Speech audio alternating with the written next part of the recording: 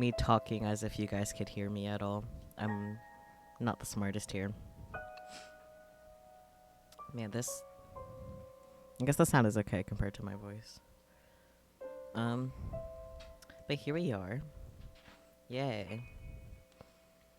Yeah.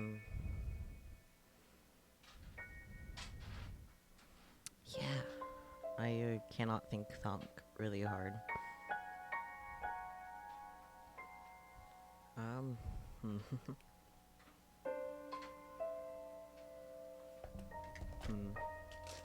Maybe one of these gummy worms will help me think better.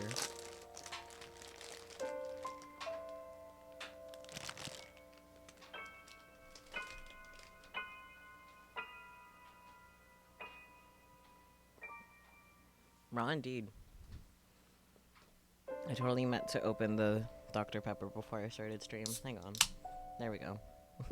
I'm smart. We're having a time here.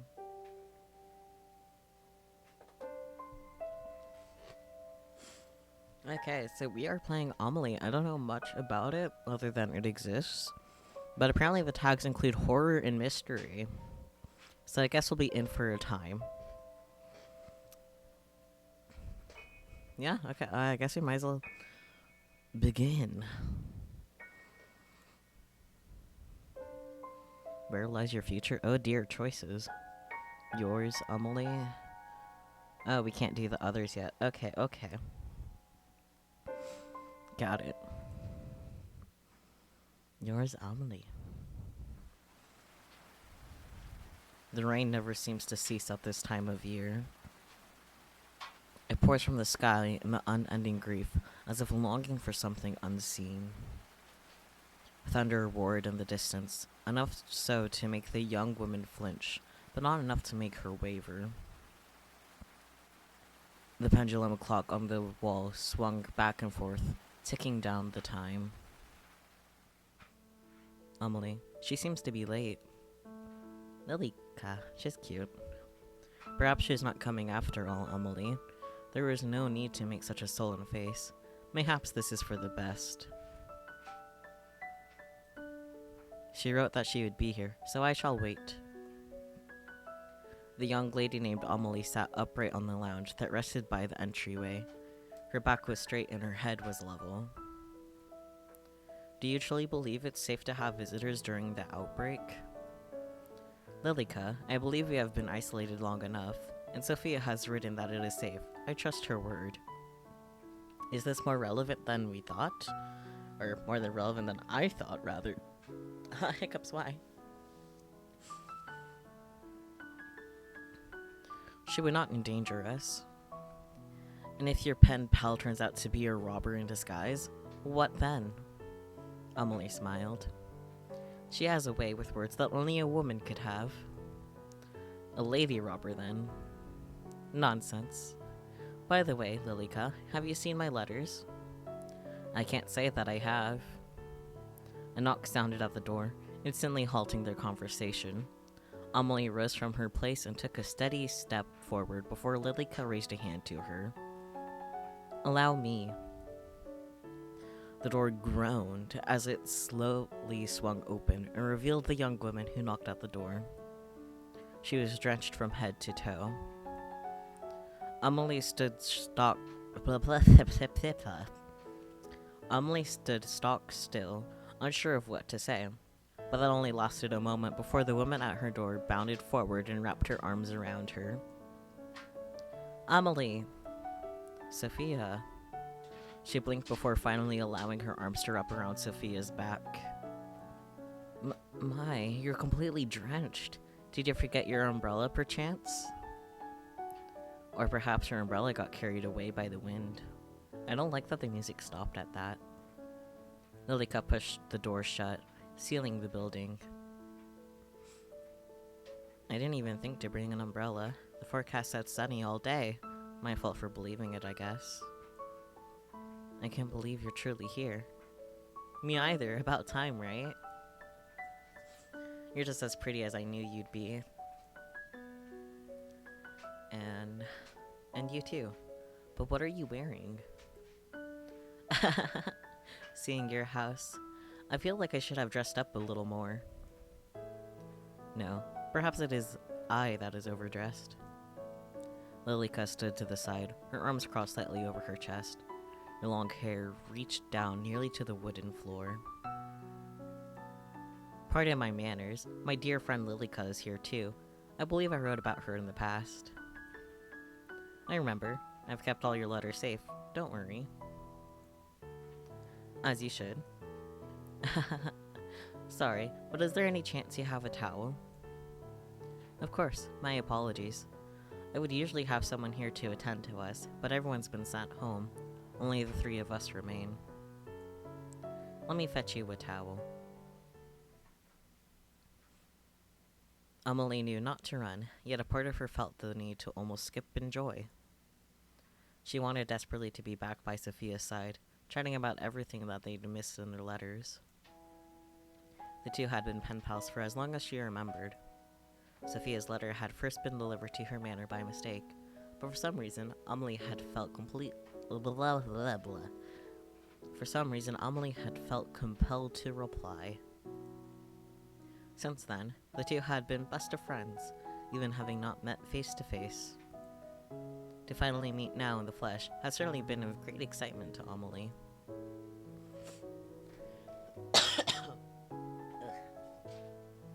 She quickly retrieved the towel and made her way back to Sophia's side. Lilica stood a distance away from her, still looking vaguely unhappy. Sophia spun around, a look of surprise on her face when she saw Amelie. Sophia? Oh, Amelie. Please, use this. Thanks.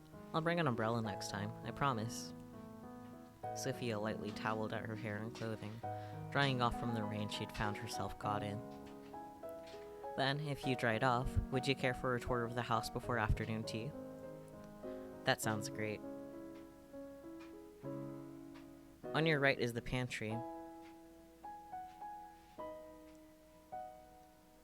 And down the hall is the boiler room, but you shouldn't have any need for those spaces.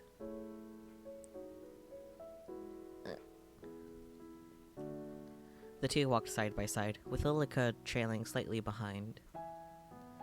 Those are all guest bedrooms. I have prepared this one for your use. If you find anything not to your standards, you can let myself or Lilica know. Hello, welcome, Catman. How have you been? How is day? Amelie, I have a feeling your standards are much higher than mine. I've never even been in a house that looks like this. No? Is your home not similar? Well, it's a lot smaller. Good, watching old movies that, if they were released today, would not be good movies.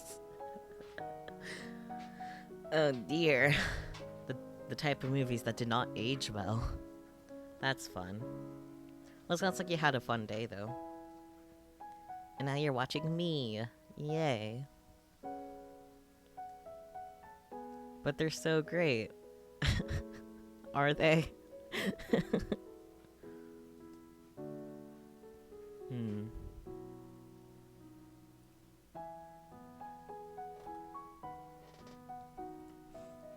There's no shame in that. You own your own property, yes? Yeah, I recently bought it. With your husband? What? No, of course not. I'm not married. I also want ice cream. Then get yourself some ice cream. I don't know. Your father allowed you to buy property on your own? Amelie, you speak just like how you write. I'm so surprised. And you speak quite casually. People usually say that about me. Being here, around you, makes me want to be more formal. Idiocracy and Tropic Thunder. I think you've recommended me to watch Idiocracy before. I've never gotten around to it, though. I've never heard of Tropic Thunder, though. I feel like I've said though like 5 times in that one sentence. It'd be that way, I guess. Did I read this? I think so. I'll read it again, just in case, though. People usually say that about me. Being here around you makes me want to be more formal. I definitely read that. Bleh. What need is there of formality between friends? That's true, too. Ahem. This is the morning room, and next door, the dining room. We'll be having afternoon tea in the sitting room here. So many rooms. Upstairs is my bedroom and the master bedroom. I must ask that you don't enter the master bedroom, as it belongs to my parents, who are currently away. Good movies, like I said, but I can definitely see them being offensive. Yes, it definitely did not age well. That's okay. It's still okay to like them, especially as long as you're aware of the problems with it too. Self-awareness and all that. Some great actors. I'll trust your word. I don't know my actual flesh people very well.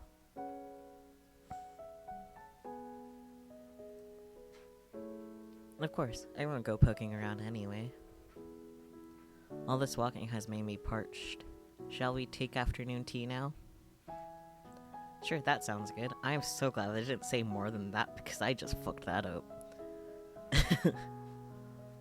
Why don't you have a seat while Lilica and I prepare our food? Man, food. Food's nice. Oh, I can come help. Nonsense. You are my guest.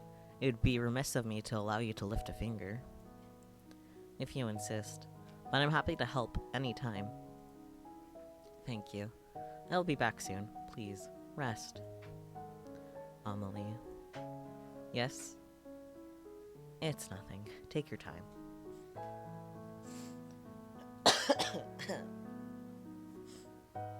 Sophia slipped through a doorway and disappeared. Amelie smiled gently, feeling giddy from the bottom of her stomach. Isn't this lovely, Lilica? To have a new face in the house? It feels like forever. Yes, how lovely. I'm glad you're having fun at the very least. Boy, hi Nigiri. I'm being attacked? Oh no, why are you being attacked? You have fun ordering ice cream though, Catman. I'm sure you will. But what's attacking you, Nigiri?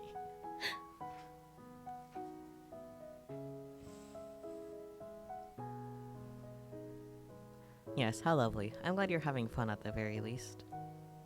Are you not? I'm always having fun when we're together, Amelie. The Doge is attacking me? Oh no. Just give the Doge many pets and maybe he'll stop. I see. Are you jealous? Worry not, my dear friend. Of course our friendship means just as much to me. I value you blah blah. How did I flub that up of all things? I value you greatly. Why do I suck at the words? I value you greatly. I think that still was a bit of struggle, but we're moving on anyway. Just as much? Indeed. Come along, Lilica. Let us prepare tea. Did you finish the baking yesterday? The pastries are ready for serving. Excellent. I'll just fetch the tea then. I feel like there's supposed to be music. Still. Oh. Ah. Okay. I don't remember the hotkey that I have for that, so hang on. Welcome, Finn. But yes, Banui. Let's see, which one is it? That one. There we go. We have some rhinophores now. Banui, yes. I need to remember my hotkeys for that. I did not set them for no reason after all. But yes, hiya Finn. Welcome, welcome. I need to make sure I can actually hear the game, because you guys can hear it apparently, but I cannot.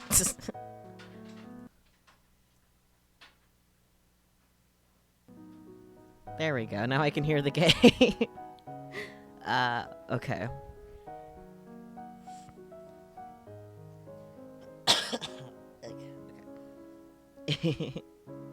I hope you've been having a good day, Finn.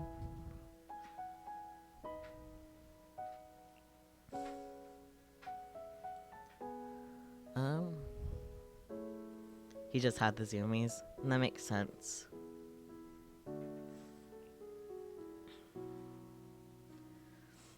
Excellent. I'll just fetch the tea then. Allow me. A lady of your standing shouldn't be doing such a menial task, should she? Ye have been making emotes all day? Ooh, that sounds fun. I need to make more emotes. I am having a great day.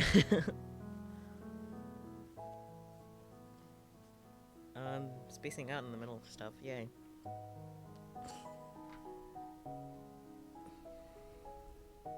Don't be absurd. Even Sophia herself seems to be fine in the kitchen. Did you hear how she jumped to help? I should follow in her footsteps. What would your parents think of that? Girl with pink hair, very cute. Yeah, she is. She's very cute. She's also very, very floofy.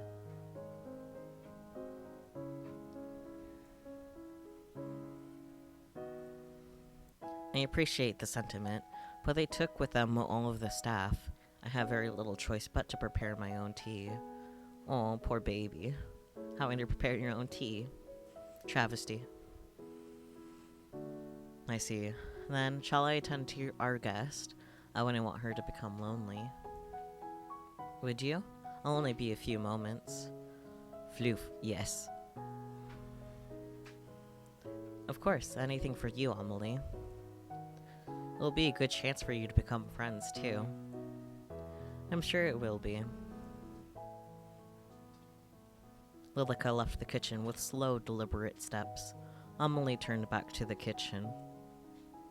I wonder which she would prefer.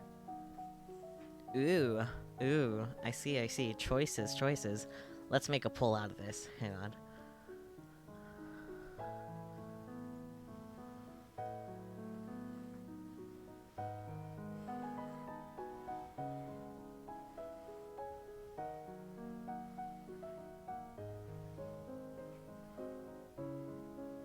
Pull making go burr.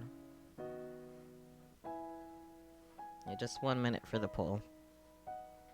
Which tea, you guys? Oolong or green tea? I'm so glad I'm affiliated can make polls. I don't have to decide anything on my own anymore.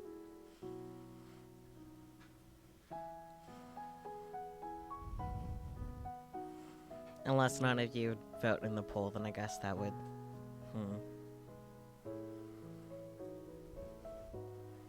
I don't think I've had oolong tea before. I should definitely try it. Someday, one of these days.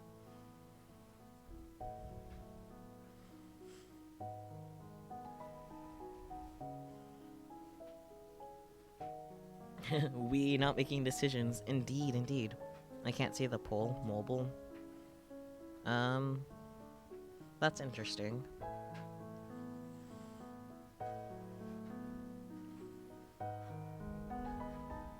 I'm on mobile and I can see it. I see. Well, anyways, green tea it is. Thank you to whoever voted. I'm guessing it was you, Nigiri. Green tea would be my first choice. I'm sure Sophia will agree. There. Amelie retrieved her finest teapot and 3 matching cups. Pink flowers blossomed over the white surface. Something about it reminded her of Sophia.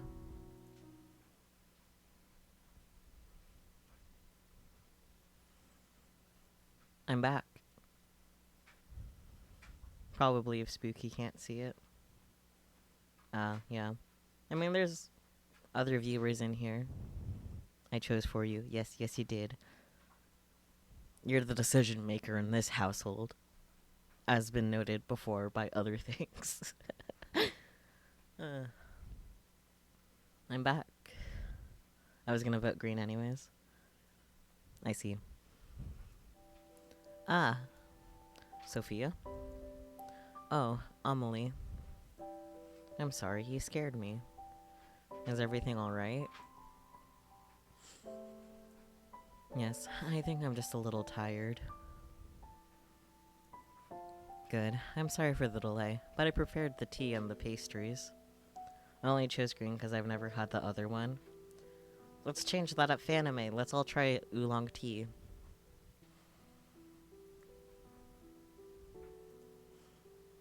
So, this is what a high tea looks like. High tea will come later. This is just a simple afternoon tea. Will Ilika be joining us? I believe so. Was she here a moment ago? No, she wasn't here. How strange. She told me she was coming to sit with you. Perhaps she's gotten herself busy with something else. Should we wait? There's no need. It'd be sad to let the tea go cold. Amelie poured tea into the 2 cups slowly, copying the movements she'd seen Lilica do time and time again. Did you have much trouble getting here? A little. My ride broke down, so I had to walk for a bit. Broke down? Huh, I'm extremely sorry. If the staff had been here, I would have sent someone to collect you. It's okay, it's just a little rain. I just wouldn't want you catching a fever. My medicine store has been running low of late. No worries. I usually carry ibuprofen with me. Ibuprofen? I haven't heard of it. Anyway, I'm glad you arrived here safely. I'll draw a bath for you later to make sure you're warmed up properly. Thank you. Amelie sipped at her tea before looking down at it with a confused expression. A little stale. I'll ask my father to procure a new batch when he arrives home. Where are your parents, by the way? Well, we were separated due to the plague. They took the staff to wait until a cure is found and left me here with Lilica as to not catch the disease. Right. I understand. I spent a lot of time separated from my family due to the pandemic, too. Back, ice cream ordered. It looks like I missed quite a bit. Not really. You missed the first poll for decision making, which was just between oolong tea and green tea. But, story-wise, you haven't really missed much. At least I don't think. It warms my heart to find another thing in common with you, Sophia. What was picked? Green tea. Green tea won. I would have gone oolong. The poll never showed up for Spooky, but Spooky said he was gonna vote green, but Nigiri was the only one that actually voted, so... It would have been 2v1 anyways if you voted, and if Spooky could vote. Sad indeed. Have you had oolong tea before, by the way? I've never had it. I've heard a lot of people like it, though. Nope. I hate.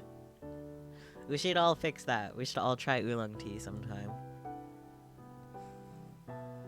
I was surprised to hear that it's safe enough for you to visit. Perhaps that means my parents will be back, too. Well, I think one of the drinks I ordered had it in there, but I'm not 100% sure. Fair enough. I think it was oolong mixed with black. Perhaps. I wouldn't know because I don't know what drink you're referring to at all, but maybe.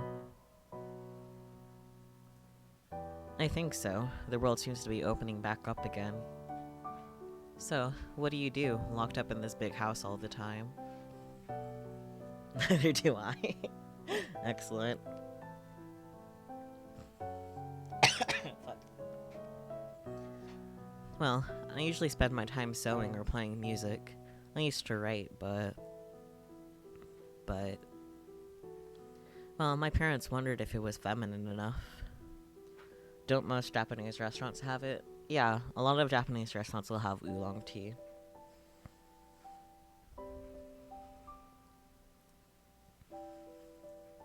I don't really think that matters. If you enjoy it, then I say you should do it. Sophia. Then what about you? Well, I'm studying art at university right now, so I guess that's what I spend most of my time on. You attend university? Yeah, although I'm thinking about dropping out. Sophia, you truly are filled with surprises. You own your own land and you attend school. How jealous I am. Why don't you do the same? No, I'm not allowed. Of course you are. Anyone can attend within reason. But, well, Wouldn't it get in the way of my marriage? You're engaged? Amelie shook her head. No, not yet. But I'm already 19. I'm sure my father has prepared my dowry. Baby. An arranged marriage? Yes, naturally. I don't think I'll ever get married. Really? Doesn't your family object? I don't think they really mind, as long as I'm happy. You don't have to either, you know. You've given me much to think about. Much indeed. Now, I wonder where Lilica has disappeared to. Well, it's no matter. The evening's already coming, and soon it'll be dark. Shall I draw you a bath? That sounds wonderful. To be honest, I'm not hungry, so can we skip dinner tonight? Of course, if that's what you wish. Let me show you to the bathroom. You may not believe it, but my father had taps installed. Isn't that wonderful? Like, taps for a bath? That's right. We used to have our maids fill the bath, but now there's no need. Amelie, you're so strange. I have taps at my house too. Truly? You must live quite the lavish lifestyle yourself. I don't know about that. This is the bathroom. Allow me to draw the bath for you. One moment. With haste, Amelie entered the room and began to fill the copper bath. It sat in the middle of a spacious bathroom. It was something Amelie was particularly proud of. She smiled as it filled before rejoining her companion. Feel free to go inside and make yourself comfortable. I'll return with a towel in a moment. Thanks, Amelie.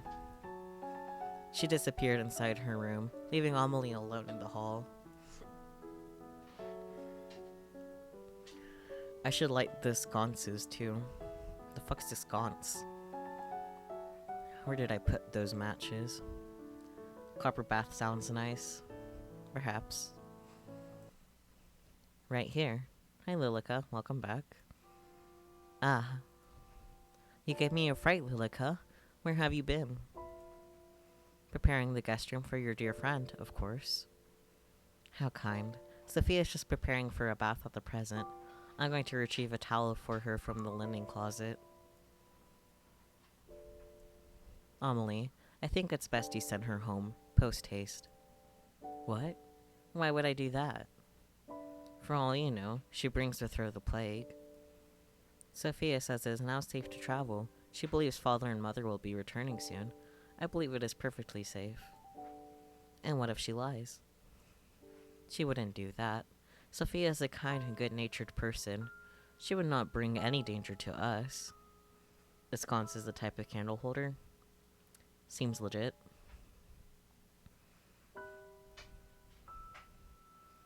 Did you know that Sophia attends the local university? And she lives by herself, with no husband.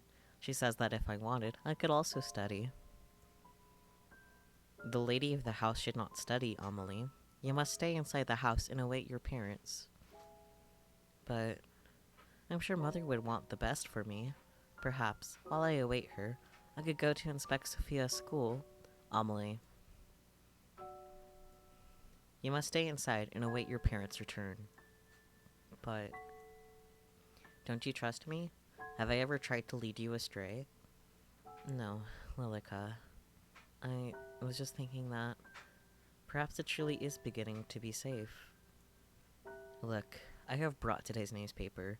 Do you see the title? Sconce. Thank you, Catman. The plague runs rampant. Also making sword. Ooh, fun. Woo, sword, yes. Put any notion of leaving or studying away for now, yes? As soon as it is truly safe to do so, then we shall, and you will be reunited with your family. For now, it is just you and me. Thanks, Lilica. I'm glad you're here. As am I. It's not like super big, so it'll be easy for Fanime. Cool, cool. Double check the peace bonding stuff, because I'm not 100% sure if there'll be peace bonding props necessarily this year because of COVID and shit. So I would double check. But still, it'd be cool to have the sword even if you can't bring it to Fanime. And we could do like the photo shoot stuff outside of the con center, so we still can do photos with it too.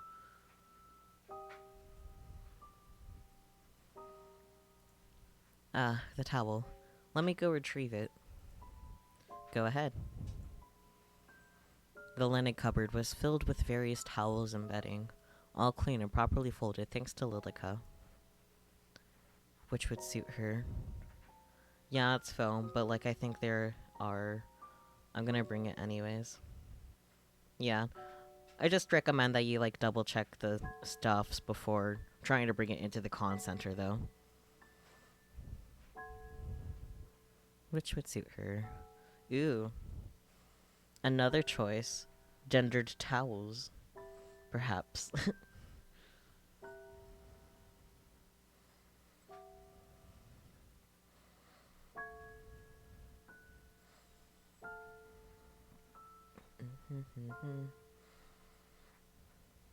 Hopefully this bowl shows up for Spooky this time. But yeah, switch towel. Easy choice. Well, if it's easy for you, then... Vote. Y'all got a minute to put your input.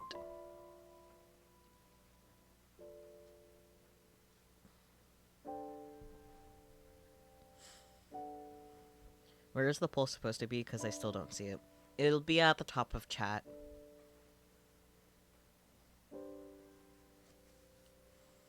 I'm on my comp, but it's at the top of chat. Yeah, regardless of what you're on, it should be at the top of chat.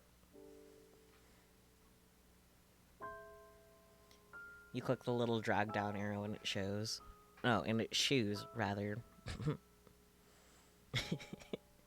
Yeah, I knew what you meant.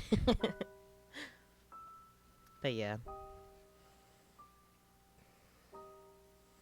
Pink wins by 2 votes. It's usually at the top. Weird you can't see it because I can. Maybe it's an Android problem. Anyways, pink towel. This one. It reminds me of her eyes. With her chosen towel in hand, Amelie returned to the bathroom door, where little Cut awaited her. Maybe Spooky never registered. What? All I'm getting is an ad to gift a sub. That wouldn't be at the top of chat. Like, there's the, gift a sub now to be number 1. But, like, the poll would be right above that. Problem solves. You guys should sub and gift subs. Give me your money. Or give me head pats. Anyways. With her chosen towel in hand, Amelie returned to the bathroom door, where Lilica awaited her. She first knocked at the door, and when there was no reply, she opened it carefully. Yeah, nothing. Let me DM you a screen cap. I don't think that will help without the poll being active.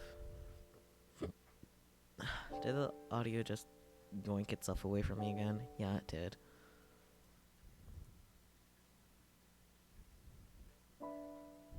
If only I had money, let me get you a sugar daddy and get back to you. Yeah. I read that slightly wrong, but yes, do that. I don't think I read that previous thing. History? Cool, cool, cool.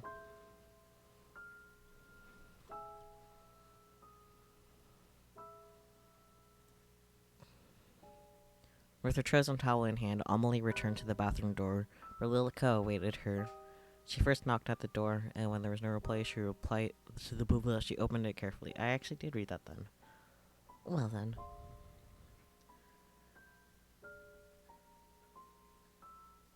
It's exactly what I could see, even with the poll active. I mean, I'll use my pedals to vote for Spooky. He just needs to tell me what he wants. That's very sweet of you to do that. I'll consider it.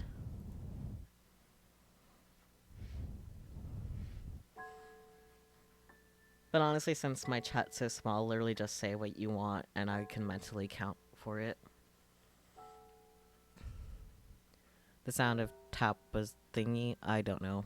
I tried to vote opposite of what Spooky wants. Oh dearie my.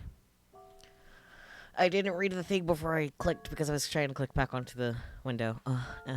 The sound of the tap running still came from inside. There we go. Excuse me, I'm coming in.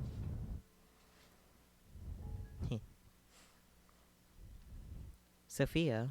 I knocked, but I didn't hear a reply. I brought you a towel. Ah. Amelie first saw a slender, marble-like back. Then she noticed the blue hair that fell on those bare shoulders, one side tucked carefully behind an ear. Oh, Sophia, please forgive me. I didn't realize you had already entered the bath. Cam in encapsulating all the issues with representative democracy in a minute or less. Even if I can't bring the sword in, we should still do it for pictures. Yeah, definitely. But I still want you to, like, be aware of whether or not you can bring it in to the con center in advance. That is all my concern was with that. But definitely still bring it for the weekend, and we could photos. Someone taking a bath. Indeed. No, it's okay. I'm sorry. He just surprised me. I'll leave the towel over here. Protag walks in on them. Yeah, exactly.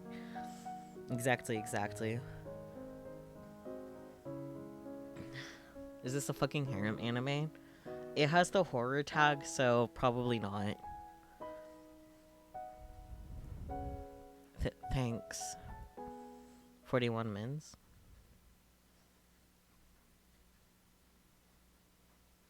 Oh, huh. I have already been live for 41 minutes.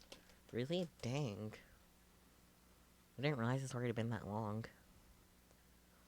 I was Hunter x Hunter last night. I'm just imagining Hisoka coming in. No! Oh god. I don't Hunter x Hunter, but I know enough about Hisoka, and no. No Hisoka.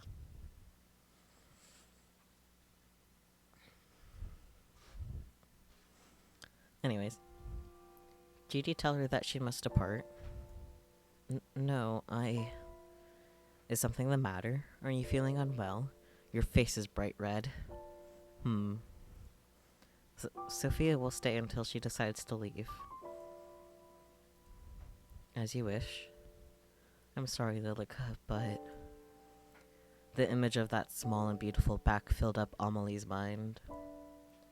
I believe it's only fair, after she traveled so far, and she is my friend. Why do I love clown boys? I know he's bad, but I love him. Isn't he a fucking pedophile? Like, not to be blatant, but to be blatant. Isn't he a fucking pedophile?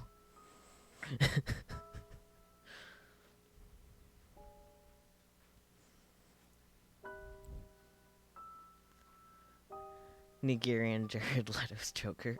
Oh dear. I will finish preparing the guest room. Let me come help, Sophia. No. Let me come help. Sophia, when you're done in there, you can come to your room. Mostly. What do you mean? What are you saying mostly to?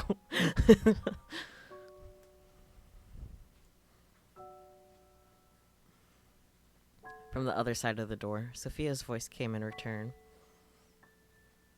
But Gon goes out with full-on grown women. Okay, you're just giving me more reasons to not bother watching Hunter x Hunter. Not gonna lie. Like, that is all you're effectively doing, my dear. Okay, thanks, Amelie. The guest bedroom was freshly cleaned, with new linen on the bed and a lit lantern beside it. You did a fine job of preparing the room so far. Thank you, Lilica. Hunter x Hunter is so good.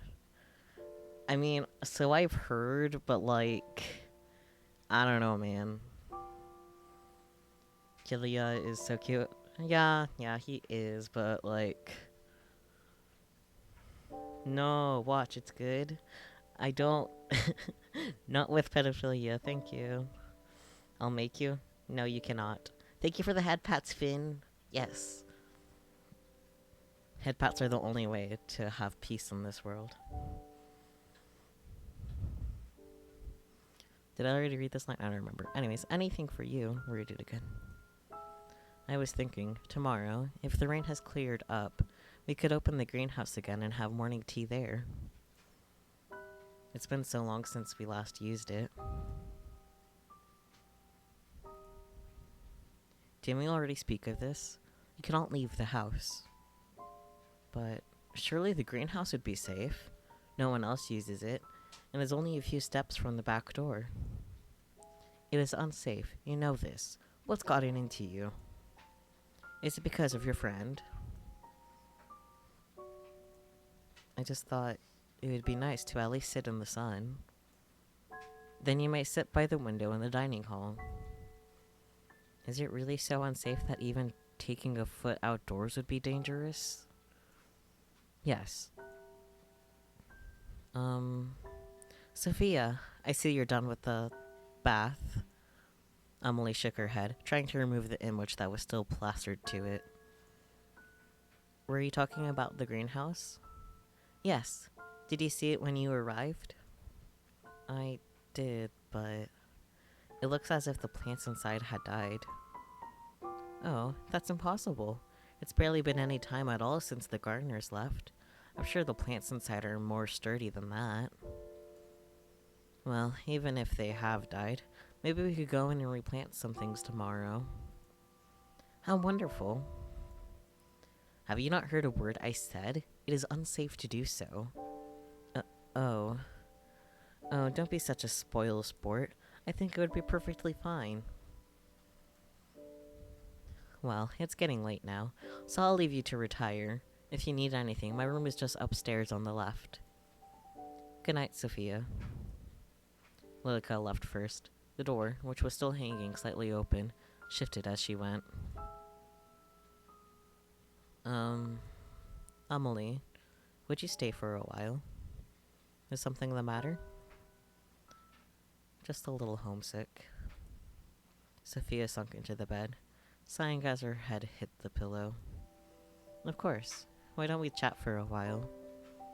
Then come join me. Sophia gently pet the spot beside her bed. Beside her in the bed. In the bed? Okay. The bed was still rather firm, unused by many guests. Amelie took a deep breath to calm her racing heart before she finally looked towards Sophia. Thanks for staying with me for a while. It's nothing to worry about. Truly, I wanted to spend more time with you too. Really? You don't find me boring? You're the most interesting person I've ever met. Don't be silly. I'm being completely honest. You truly are so unique. I think the same about you. I've never met anyone like you, really. You wrote so much about yourself, and yet seeing you in person, I fear there is still so much I don't know. There's plenty of time for us to tell each other everything. Then tell me something about yourself, something you've never told anyone. I'm partially blind in my right eye. Really? How well can you see? God, these two are so fucking gay. Yeah, they are, boy. It's okay, just a little blurry, really. What's wrong with that? Spooky out here being homophobic in my chat. Nothing, it's just a simple fact, indeed. True. You tell me something. Well, when I was 12, I stole the cookie jar from the kitchen and blamed my brother. He was scolded for hours. What a mischievous child. I'm sure your brother wasn't all too pleased. Actually, it was his idea. He knew I wanted it and told me to tell my parents it was him if I was asked. That's cute. Bonding. Sibling bonds. What a good brother. Where is he now? Did he go away with your parents? Amelie shook her head. He died when he was 16. Oof. I mean, I guess that... I don't know what to say to that. Just oof. Ultimately, oof. I'll leave it on oof.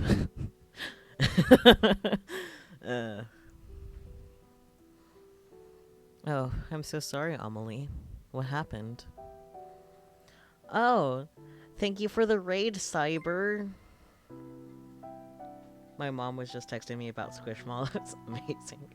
But yeah, thank you for the raid, Cyber. Let's get shout out for Cyber. Let's go.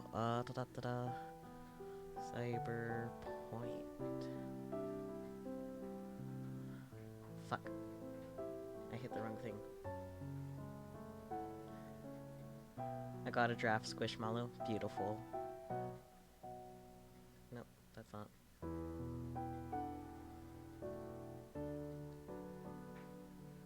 Nope. I'm trying and failing. Cyberpoint. Are those 2 underscores in your name, or is it just 1 underscore? It looks like 2 underscores. But yes, welcome, Cyber. Yes, it is 2. Okay, cool. Let's get that chat out there then. Let's go. Ew, you were playing Minecraft. I hope you had fun playing Minecraft. Oh yeah, I forgot I had shoutouts do that. But yeah, I hope you had fun playing Minecraft, and welcome to the stream. I don't know if this is your first time catching one of my streams, but it is your first time saying something, so welcome, welcome. Also wanted to thank you so much again for helping me reach that 50 follower goal. It didn't go super well? Oh no.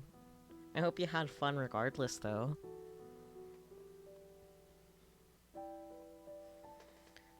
Right, I should do the introduction of myself thing. Haha, I'm smart. But yeah, I am Saku. That's how you say my silly little username. I'm a variety streamer, but I do play a lot of anime-related games. A lot of visual novels lately, but that's not all that I play. I regularly play Neptunia on Mondays, and I started playing Steins Gate on Saturdays. And then I have a poll every week on my Discord, so you guys can decide what we stream on Sundays, like today. Amelie was the winner of the poll. So here we are playing it. It's already been fairly gay without being blatantly gay either. But yeah, welcome Raiders, and I hope you enjoy your stay. Yay. I need to get used to being rated and knowing what to say.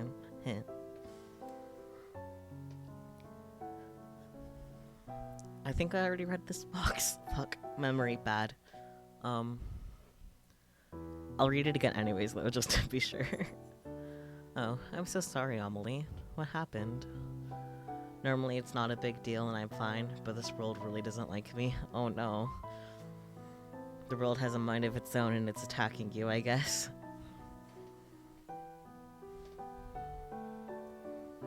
Scarlet fever, so my family was left with only me as an heir. And what worth is a female heir? You're worth plenty. More than plenty. Thank you, Sophia, but some days I am unsure. It's your turn again.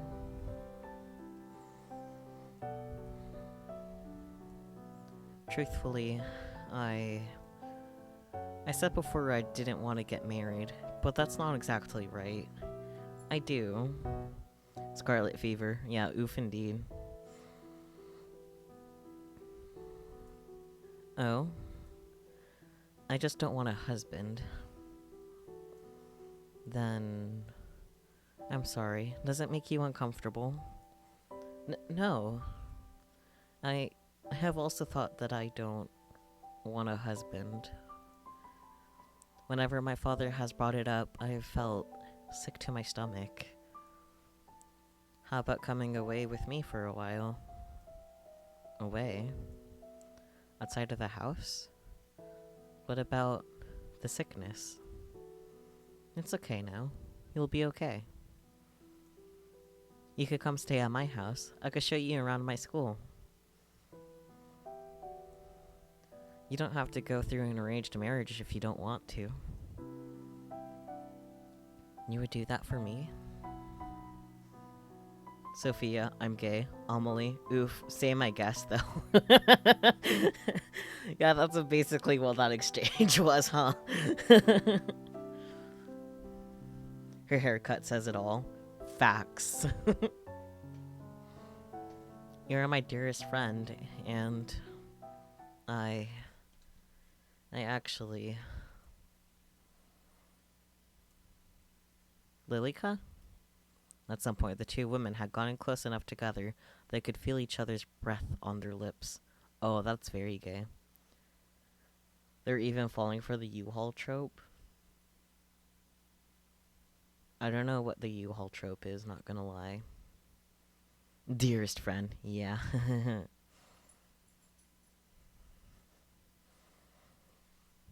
The two parted with reddened cheeks, Amelie quickly brushing her skirt off and standing up. I should be going to bed. Please, rest well. Well, rest well. We can talk more about it in the morning, right? Right. Good night, Amelie. I'll see you tomorrow. Breathes in deeply.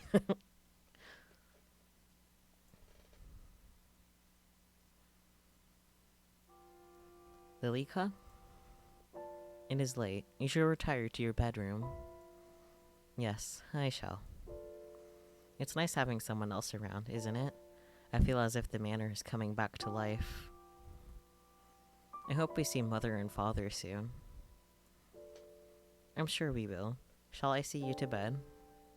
Yes, please. The hallway was darkened, with only a few sconces and candles lit along the way. I want her sweater, though. That's fair.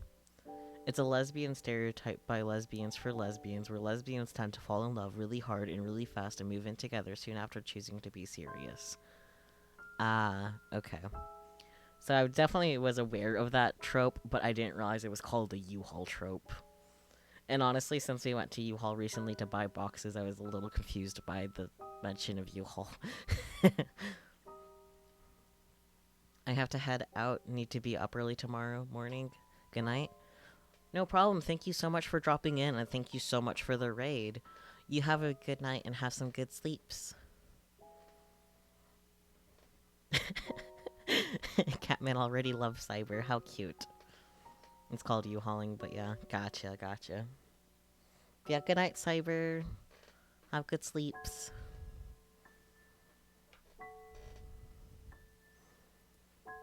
Usually that would fill Amelie with a sense of comfort, but right now, the flickering flames seem to make her feel distressed. It's a thing in the lesbian community. Yeah.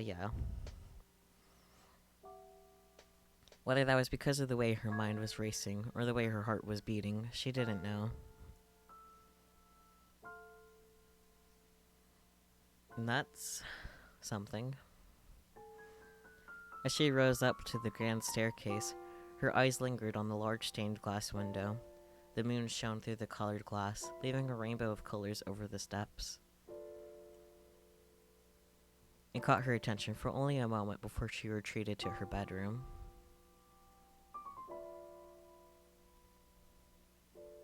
Lilica, may I ask you a question? Certainly.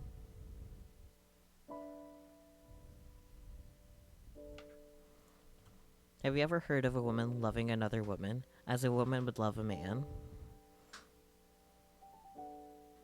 Or like how lesbian like to go to the hardware store? Yeah, that trope too. Where did he hear about such a thing? Nowhere in particular. It was just a thought that came into my mind. The more you guys are talking about this, the more I question if I'm a lesbian.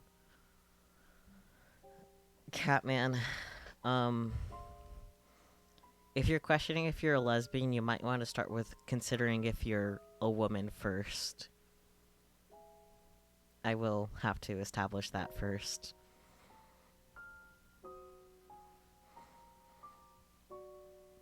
More power to you if you are, but like, I fall for people hard and fast.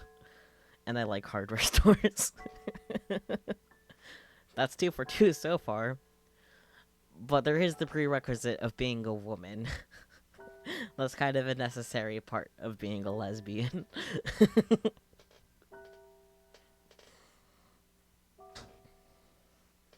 That's where the lesbians are, the hardware store. Not these lesbians. They're in a house. I think you're overtired because of all the excitement, Amelie. I think it'd be best you get some rest. Yes, alright. Good night, Lilika.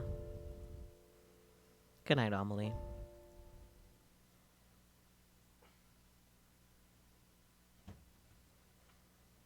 Good morning, Lilika. I was just on my way to see if Sophia has awakened yet. Amelie. Sophia disappeared during the night. I believe she went to the same place your parents went. What? That cannot be right. Don't run, Amelie.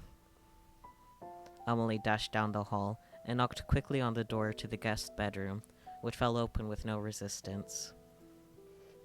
Inside, the bedding was disheveled, and her luggage was strewn about. It's not true. She wouldn't just leave without saying goodbye. Dearie me, I'm sorry. I told you it was a bad idea for anyone to visit, didn't I? Oh, Lilika, this isn't fair. I thought she said we would... There, come here. Lilika wrapped her thin arms around the young woman, gently patting her on the back. See? You shouldn't depend on anyone else. I'm here. I won't ever leave you. Amelie clutched at her back, tears already falling from her eyes. We'll be together forever.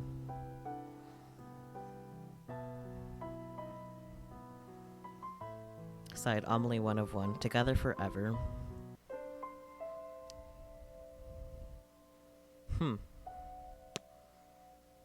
Interesting. I like that this thing moves around with... I just got an ad on my iPad. That rhymed.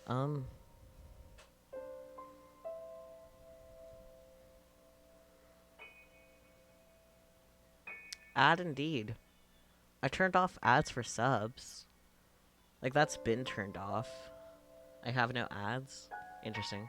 Oh, no ad? Huh. That's something. Huh.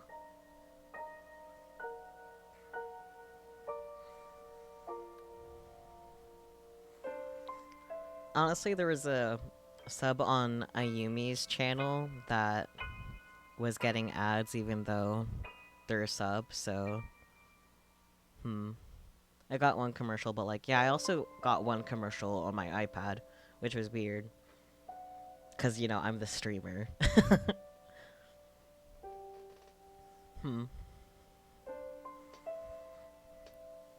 Is everyone else free from their ads?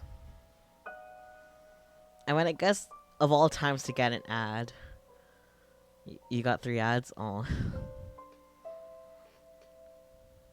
Well, like I said, of all times for there to be an ad, at least it was after we just finished that, so... I've been free from my non-existent ad. Thank you, Catman, for the update. I never would have guessed.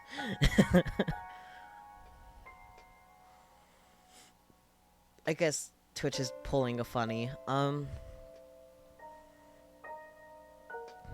Begin? Okay, so now we can do your Sophia. Are you still in ad hell, Nigiri? I don't want to continue if you're not free.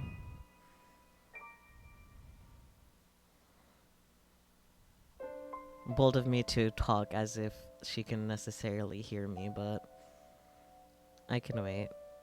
I'll keep talking until you respond. It's okay. We have patience in this household. No? You still having ads? No, I'm free. Oh, okay. Okay. Let's go.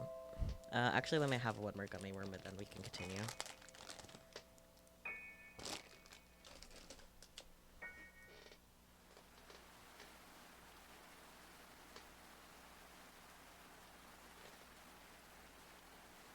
Gummy worms, yes.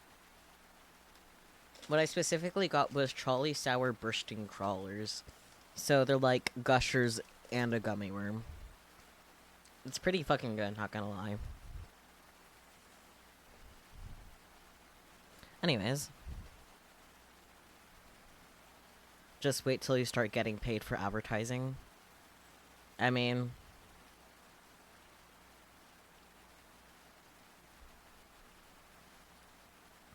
And you can be like, let me just grab a Trolley gummy worm. Yes, that'll be the day. Getting sponsored by Trolley. They're so juicy and delicious. Let me... Oh, we should get some on Thursday. Yeah, we should. We should totally. We could go by, the 99-cent store. They had the big bag there, too. Anyways... The rain never seems to cease at this time of the year. It pours from the sky in its unending grief, as if longing for something unseen. Thunder roared in the distance, enough so to make the young woman flinch, but not enough to make her waver. The taxi gently rocked as the road turned to rubble, and the rubble turned to overgrown dirt track. I found these candies. I forget what they're called, so I'm gonna get them. I'm gonna call them nerd balls. Nerd balls? Nerds balls? They're like gummy candy smothered in nerds. Are you talking about the clusters? Ah. Amazing. Clusters, they were so good. Definitely sounds good.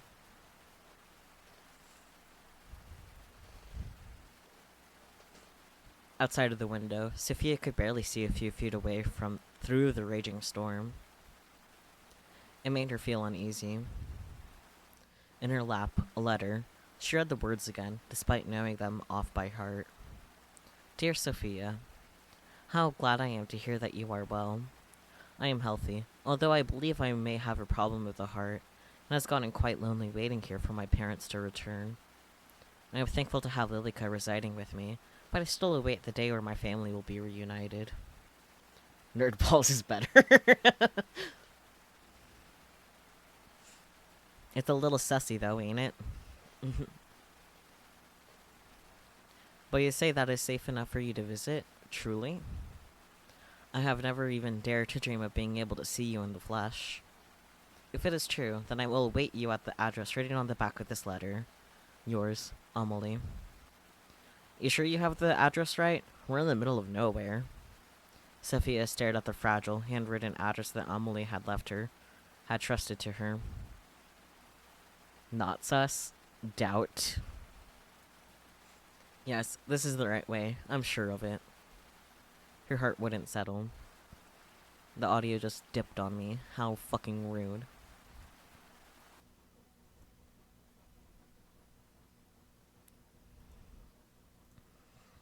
Meaning what could be a stranger in the middle of nowhere on a day like this? Who wouldn't be nervous? Yet there was something else. Eagerness. A thrill. Something beyond mere nerves that turned into excitement. She could barely imagine the hand that had penned the letters she had been receiving for years on end, let alone a face. But for some reason, her heart still beat hard when reading the word that the mysterious young lady of 19, from a manor far out in the middle of nowhere, wrote to her. Desperate to calm her jitters, she pulled out her phone, looking to send her worried family one last message of reassurance, only to find that it wouldn't switch on. Oof. I'm sure it was just fully charged. The rain was falling even more heavily now. In the distance, a building sprang into view. It was surrounded by a tall metal fence, with an ornate gate firmly shut at the front. Just then, the taxi sputtered and rolled to a stop, smoke rising from the hood. What the? I had this serviced a week ago. Is something wrong? Sorry, miss. Looks like we're out of action. It's okay. I think we're nearly there anyway. Pulling the cash from her wallet, she handed over her fare and stepped out of the car.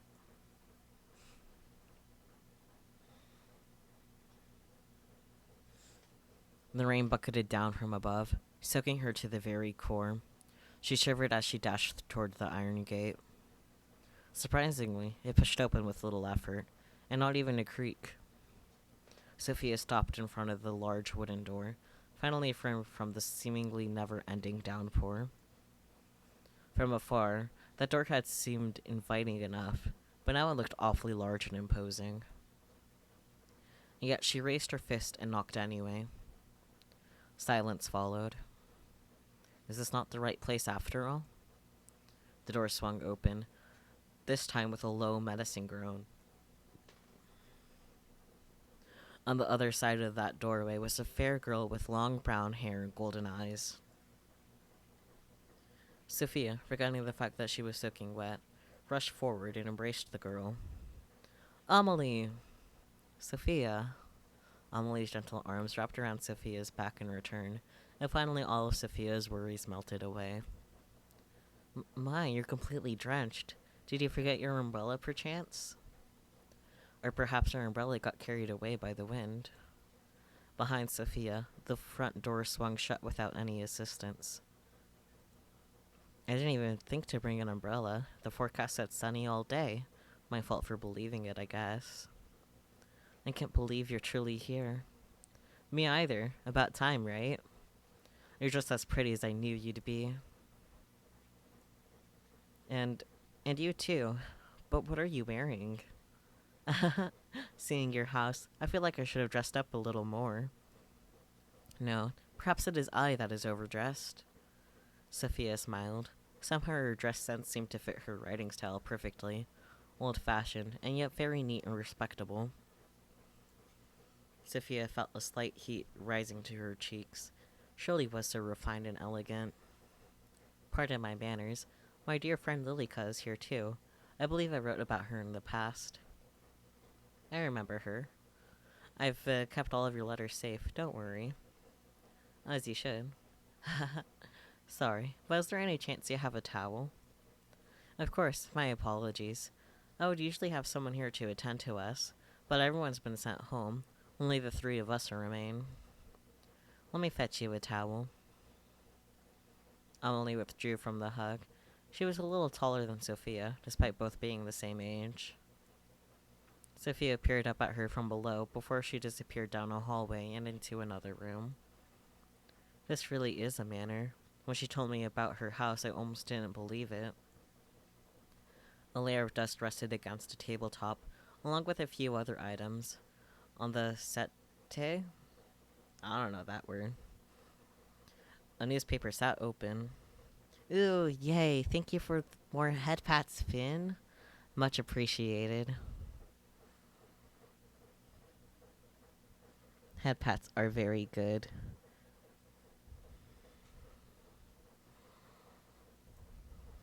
Oh dear, options. Okay.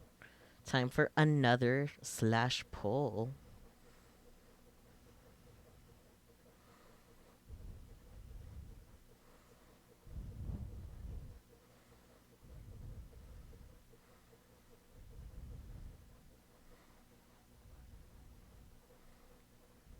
It's hard to type particularly fast on an iPad. Not gonna lie. I'm doing my best though. A settee is a type of couch. I noticed your mouth isn't moving. Is it not? Oh no. Oh no, no. Is it really not? Ah, the audacity. Okay, hang on. I can fix this.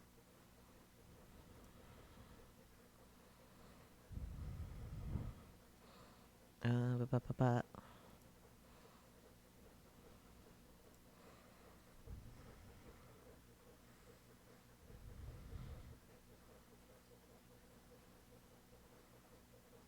I know Spooky said newspaper, but are you guys not gonna make use of the poll? I got coffee ice cream. That's good.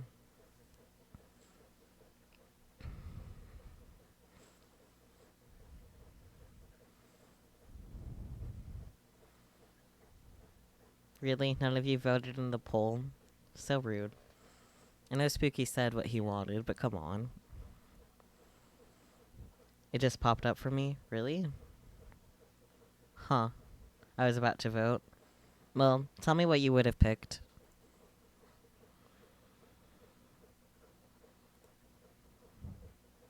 Then it left. Big sad, big sad. Newspaper? Okay. Newspaper it is.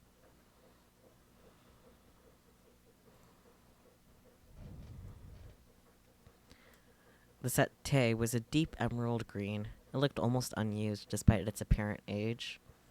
Newspaper. Okay, you all agree on newspaper. Got it, got it. Goodness, goodness.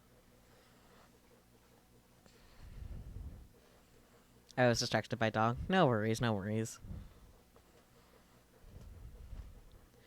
On it rested a newspaper, opening a few pages. Sophia turned her head to read the headline, but from afar could only read the word plague. She reached across to pick up the newspaper.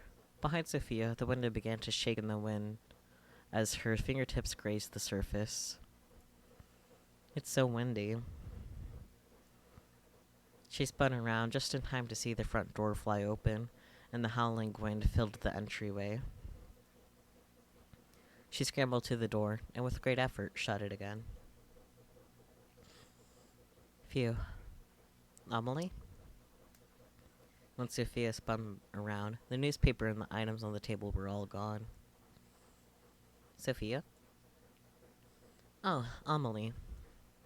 Please, use this. Thanks. I'll bring an umbrella next time, I promise. Sophia took the towel in her hand. It was soft, but somewhat old. She lightly dried her hair and clothes, but still found herself cold.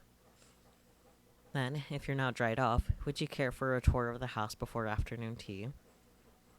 That sounds great. On your right is the pantry, and down the hall is the boiler room. But you shouldn't have any need for those spaces. The two walked side by side, alone in such a big manor. These are all guest bedrooms. I have prepared this one for your use. If you find anything not to your standards, you can just let me or Lilica know. Amelie, I have a feeling your standards are much higher than mine. I've never been in such... blah blah blah blah. I've never been in a house that looks like this. No? Is your home not similar? Well, it's a lot smaller. And there's no shame in that. You own your own property, yes? Yeah, I recently bought it. With your husband? What? No, of course not. I'm not married. Your father allowed you to buy property on your own? Amelie, you speak just like how you write. I'm so surprised. And you speak quite casually. People usually say that about me. Being here, around you, makes me want to be more formal. What need is there a formality between friends? That's true, too. This is the morning room, and next door is the dining room. We'll be having afternoon tea in the sitting room here. So many rooms. Upstairs is my bedroom and the master bedroom. I must ask that you don't enter the master bedroom, as it belongs to my parents, who are currently away. From the landing below, Sophia could see the door to the master bedroom. For some reason, her eyes were glued to it.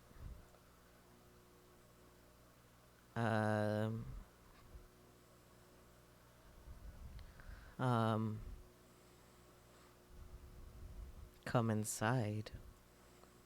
Come open the door. We're waiting for you.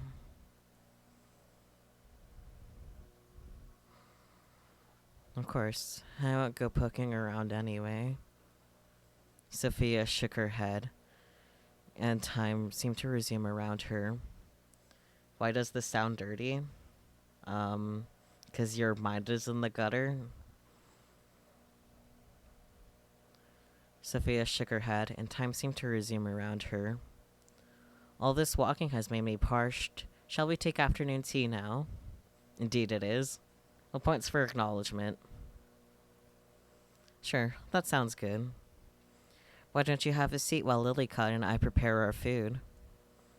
No, I can come help. Defy your fate. Nonsense. You're my guest. It would be remiss of me to allow you to lift a finger. Very insistent, defy your fate. If you insist, but I'm happy to help any time. Thank you. I'll be back soon. Please rest. Amelie. Yes? It's nothing. Take your time.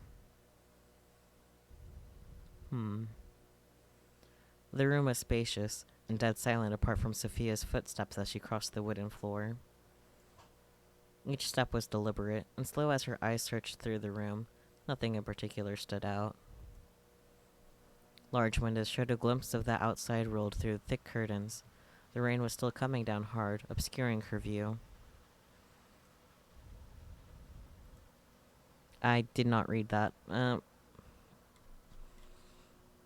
hate that the history doesn't, have it on what I was just on. But that's okay. At least it's still there, I guess.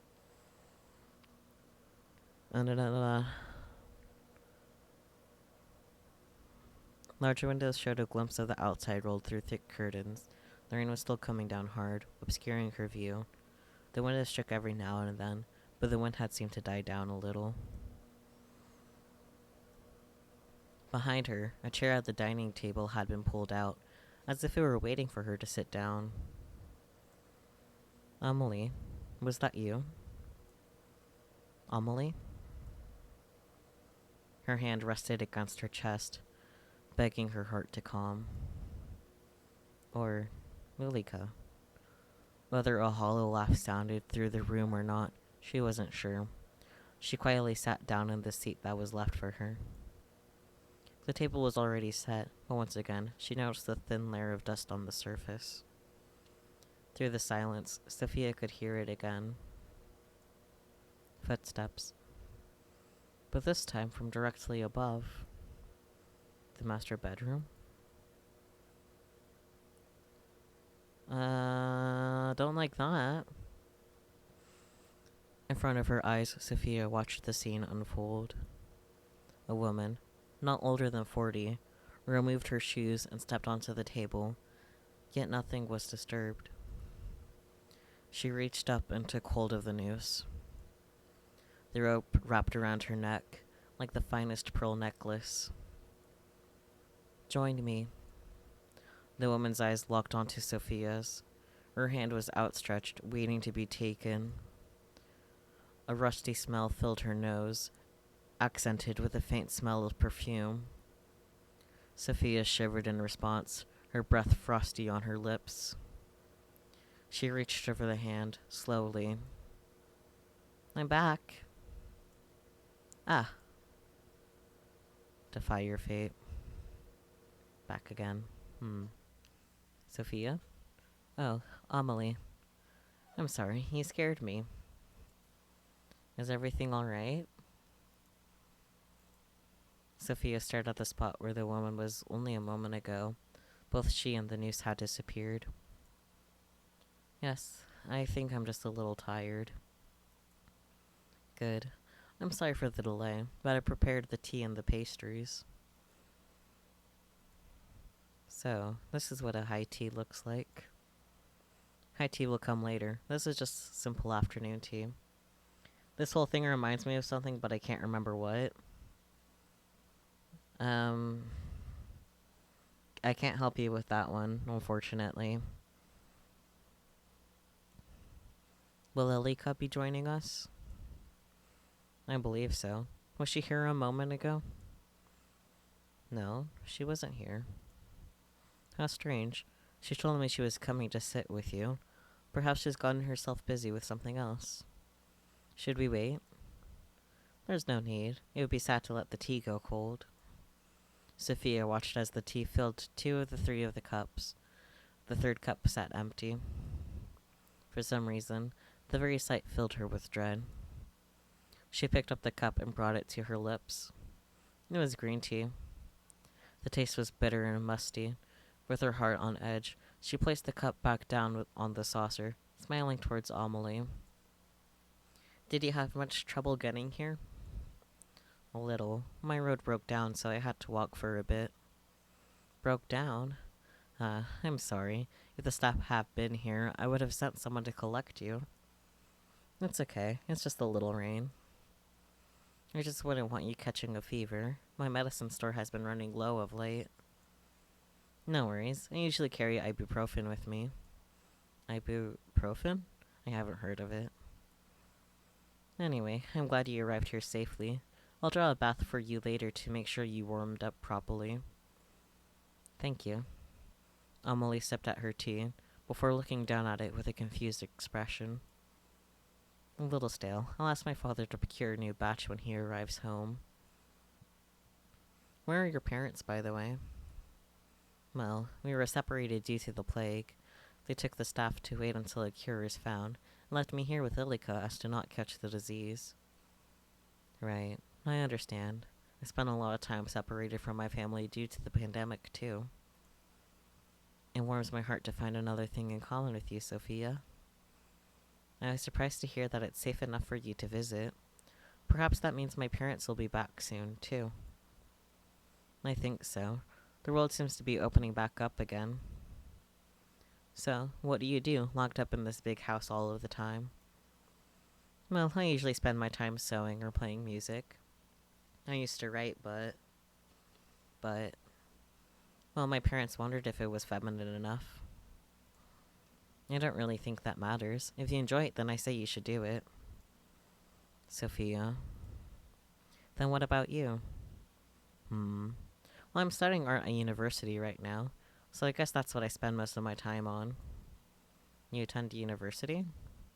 Yeah, although I'm thinking about dropping out. Sophia, you truly are filled with surprises. You own your own land and you attend school. How jealous I am. Why don't you do the same? Oh no, I'm not allowed. Of course you are. Anyone can attend within reason. But, well, wouldn't it get in the way of my marriage? You're engaged? Amelie shook her head. No, not yet, but I'm already 19. I'm sure my father has prepared my dowry. An arranged marriage? Yes, naturally. I don't think I'll ever get married. Really? Doesn't your family object? I don't think they really mind, as long as I'm happy. You don't have to either, you know. You've given me much to think about. Much indeed. Now, I wonder where Lilica has disappeared to. Well, it's no matter. Hiccup, why? The evening is already coming, and soon it will be dark. Shall I draw you a bath? That sounds wonderful. To be honest, I'm not hungry, so can we skip dinner tonight? Of course, if that's what you wish. Let me show you the bathroom. Before she left the room, Sophia took one last look back at where the noose once hung. You may not believe it, but my father had taps installed. Isn't that wonderful? Like, taps for a bath? That's right. We used to have our maids fill the bath, but now there's no need. Amelie, you're so strange. I have taps at my house, too. Truly? You must live quite the lavish lifestyle yourself. I don't know about that. This is the bathroom. Allow me to draw the bath for you. One moment. Alone in the hallway, Sophia peered back up the grand staircase, past the large stained glass window, and at the dark door, shut tight. A moment later, Amelie popped back out of the bathroom. Feel free to go inside and make yourself comfortable. I'll return with the towel in a moment. Thanks, Amelie.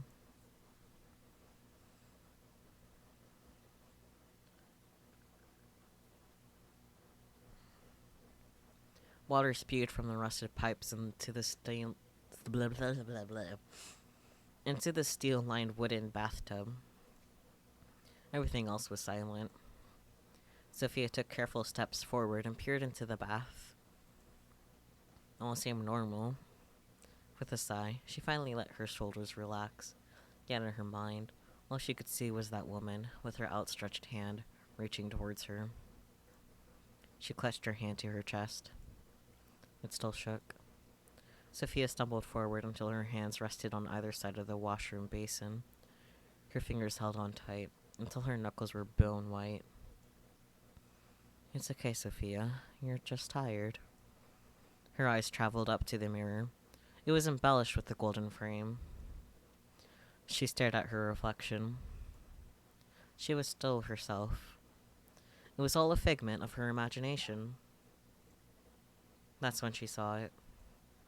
In the mirror, standing behind her, was a young woman with long, blonde hair that nearly reached down to the floor, and deep, blood-red eyes. She didn't try to speak or make any movement. She just stared with her big, dark eyes. Who? Sophia wanted to spin around to confront the girl, but her whole body was frozen stiff. The young woman finally started to move. One step at a time, maintaining eye contact through the mirror, she crept closer, closer and closer, until Sophia swore she could feel her breath on the back of her neck. Her mouth seemed to be moving, but no words escaped her lips. "Who are you?" She spun around, but no one was there. The water overflowed from the tub, spilling out over the floor. Sophia rushed to turn off the tap, and noticed it. The water that came from the tap was red. A dark, deep red. She hurriedly turned the tap for what felt like forever, and finally it stopped. Sophia stared at the dark liquid inside the tub. Without thought, her hand dipped in. When she withdrew it, each finger was dyed red. Something about it captivated Sophia. She undressed one layer at a time, peeling away the still damp clothing and stepping forward and into the bathtub. She sank down, down, until everything under her shoulders was submerged in the liquid. It felt heavier than water, much heavier. As she stared directly ahead, those blood-red eyes reflected in her mind. Why not just end it here? You're scared, aren't you? Just sink down. Accept your fate. Accept it. She could no longer hear the sound of the door opening as her face sunk down into the liquid, her eyes shut. "Sophia," I knocked, but didn't hear a reply. "I've brought you a towel." "Ah. Alright, I'm off to bed. Nighty-night all." Just enough horror for you for the night. Jokes aside, have some good sleeps, and I hope to catch you tomorrow with the usual nep-neps. Sleep well and stuff.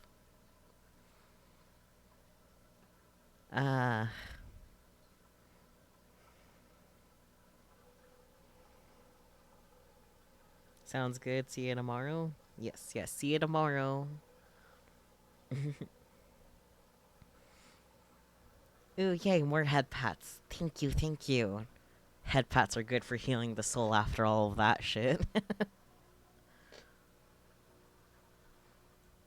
Sophia's eyes sprung open. The water was clear, and the tap was still running, causing it to overflow onto the floor once again. Sophia drew her knees to her chest, still facing away from Amelie's voice. Heat rose to her cheeks. Being seen like this, by her... oh, Sophia, please forgive me. I didn't realize you had already entered the bath. No, it's okay. I'm sorry, you just surprised me. I'll leave the towel over here. Thanks. The door shut again. Sophia finally turned back to look at where Amelie once stood. No one was there anymore.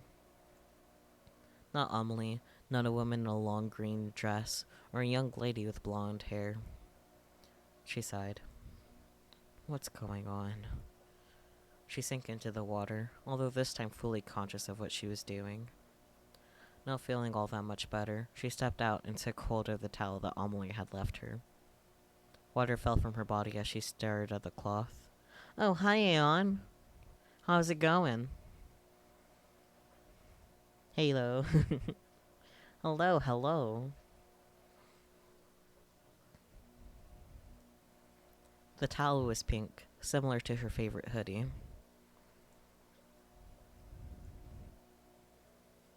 The towel was old and full of holes and what seemed to be burned marks. Interesting. Reluctantly, she wrapped it around her body. From outside the door, Amelie's voice called out to her. Let me come help, Sophia. When you're done in there, you can come to your room. Okay, thanks, Amelie. Who was she helping? Lilika? She shivered. The room had to become awfully cold, and the towel did little to bring her warmth. She picked up her discarded clothes and redressed. Her clothes felt foreign and wrong on her.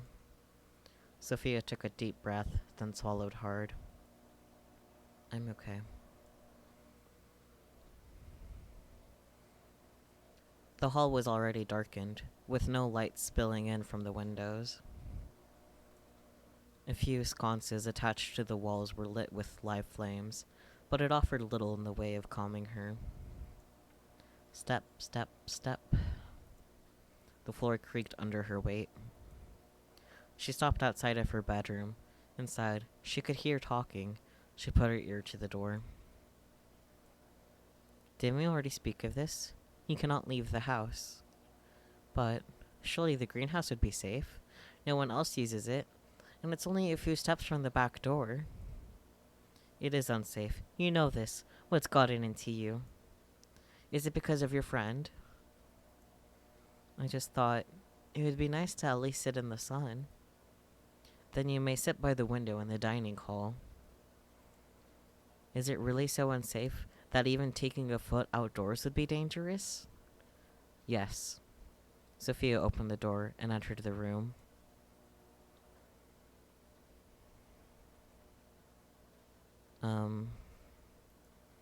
Amelie stood by herself, making the bed. Sophia, I see you're done with the bath. Sophia looked away, thinking of what had happened in that bathroom. Were you talking about the greenhouse? Yes. Did you see it when you arrived? I did, but it looked as if the plants inside had died. Oh, that's impossible. It's barely been any time at all since the gardeners left. I'm sure the plants inside are more sturdy than that. Well, even if they have died, maybe we could go in and replant some things tomorrow. How wonderful. Have you not heard a word I said? It is unsafe to do so. Oh. Oh, don't be such a spoil sport. I think it would be perfectly fine. Well, it's getting late now, so I'll leave you to retire. If you need anything, my room is just upstairs on the left. Good night, Sophia. The door shifted before Amelie could even reach to touch it. Sophia's eyes locked in on the moment. Amelie, would you stay for a while? Is something the matter? Just a little homesick. Sophia sat down on the bed before resting her head on the pillow. It was hard. Of course. Why don't we chat for a while? Then come join me. Sophia gently pet the spot beside her in the bed. In the bed? Ah. Okay. Sophia looked towards Amelie in the low light. Right now, she seemed hauntingly beautiful, as if she were nothing more than a ghost. Thanks for staying with me for a while. It's nothing to worry about, truly. I want to spend more time with you, too. Really? You don't find me boring? You are the most interesting person I've ever met. Don't be silly. I am being completely honest. You truly are so unique. I think the same about you.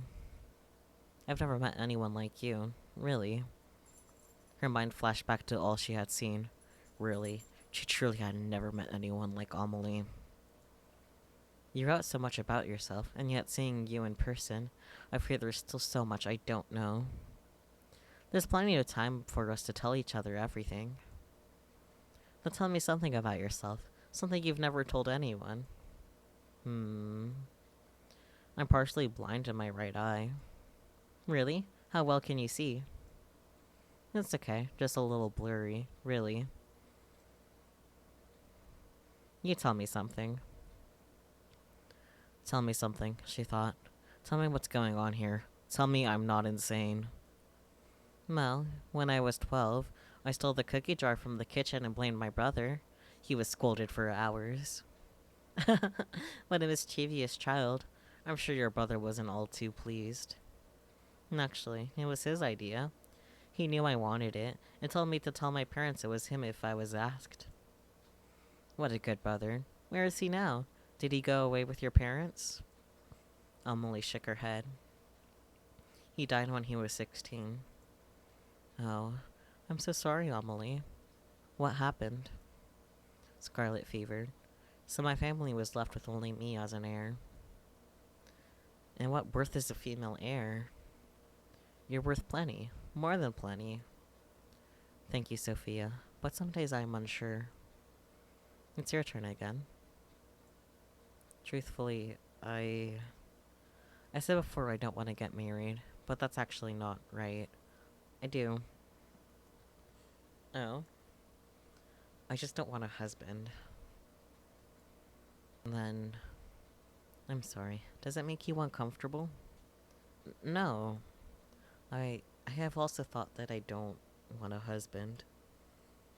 Whenever my father has brought it up, I've felt sick to my stomach. How about coming away with me for a while? Away? Outside of the house? What about the sickness? Yes, away. Away from this place. It's okay now. You'll be okay. You could come stay at my house. I could show you around my school. You don't have to go through an arranged marriage if you don't want to. You would do that for me? You're my dearest friend, and I actually defy your fate. Lilica? At some point, the two women had gotten close enough together that they could feel each other's breaths on their lips. The two parted with reddened cheeks, Amelie quickly brushing her skirt off and standing up. I should be going to bed, please. Rest well. We could talk more about it in the morning, right? Right. Good night, Amelie. I'll see you tomorrow. Amelie left the room.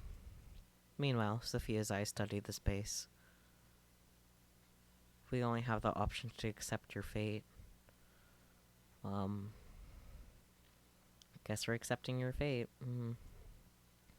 For some reason, Sophia just couldn't sit still. She tried to lay down to rest, but turned this way and that, uneasy. I'll get some water. The hallway was dark, with most of the sconces having been blown out already. Sophia stepped carefully through the space, conscious of the sound her footsteps created. The kitchen was by the stairwell. Hand-painted portraits were lined up in rows on either side of the hall. She stared up the grand staircase. Each step was inviting, enticing her to make the ascent. Her large eyes stared once again at the imposing stained glass window, and then to the doors that awaited upstairs. Her hand rested against the kitchen door, her fingers dancing over the handle. It stayed there as her mind debated with itself. Waiting. Waiting. Come here. Come visit us. Her hand dropped to her side as she ascended, past the glass window, and to the next floor. 2 doors awaited her. A chill ran down the air as a scene played out before her. 2 women dragged a man's body up the staircase, leaving a trail of blood on the otherwise pristine carpet. They pushed open one of the doors. The man's head hit the final step, but he made no move to stop them, nor cried out in pain. He was already long dead. The figures disappeared into the room. When Sophia blinked, the door was shut again. She trembled. The master bedroom. From behind that closed door, a voice called out to her, but the words were much too faint to make out. Her hand rested against the handle. Sophia couldn't stop it from shaking. With a careful motion, she pushed the door open. A musty smell came from further inside the dark room. Sophia, peering into the darkness, quickly took hold of one of the lit candles near the room and stepped inside. The portrait sat above a large canopied bed. The curtains were pulled back, hiding whatever was inside. In the portrait, Amelie sat beside a woman with a green dress and brown hair, done up into a bun. Standing behind them was a man with an imposing brow and a large beard. A family of mice ran from under the bed and out of the room. Sophia jumped to the side, narrowly avoiding them. Step, step, step. Each step brought her closer to that bed. Each step made her chest feel heavier, tighter. She stood before the bed and reached a trembling hand to the curtains that hid whatever lay inside. A wind blew from somewhere unseen, and her candle extinguished. Behind her, the door shut and the room plunged into the near-complete darkness. Amelie, is that you? I'm sorry I came in here after you asked me not to. I'll just go now, okay? Her body fell forward before she had a moment to react. She tumbled through the curtains and landed on something hard that rested on the bed. What? The curtains flew open, and the moon shone in from outside. Blah, blah.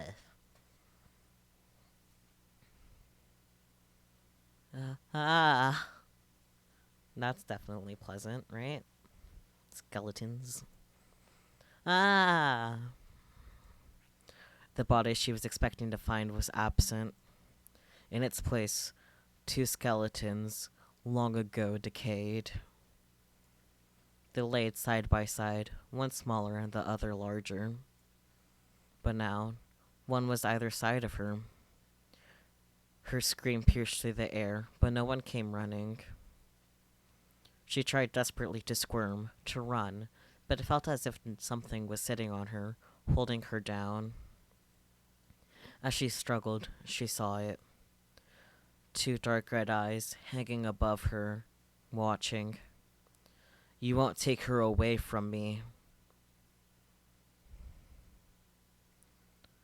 She's mine.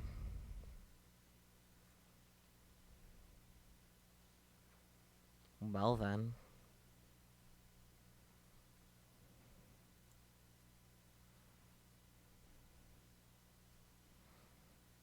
Let's take a moment to process.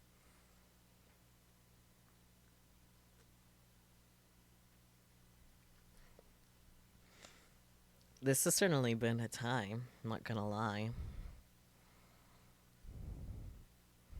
Hmm.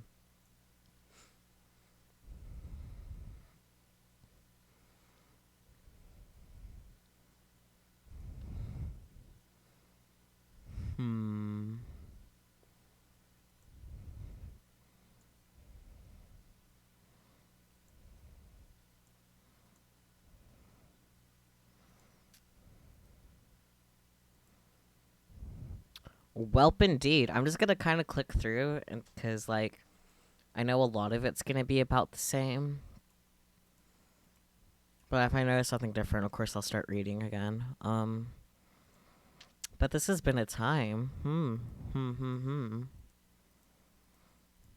There was only one split for choices, because the other one was like, oh yeah, accept your fate. There's no denying fate there. Mouse is having a moment.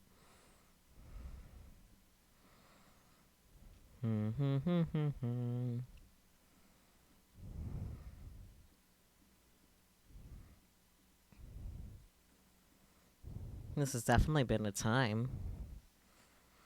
The music has been really nice though, so like I can't complain.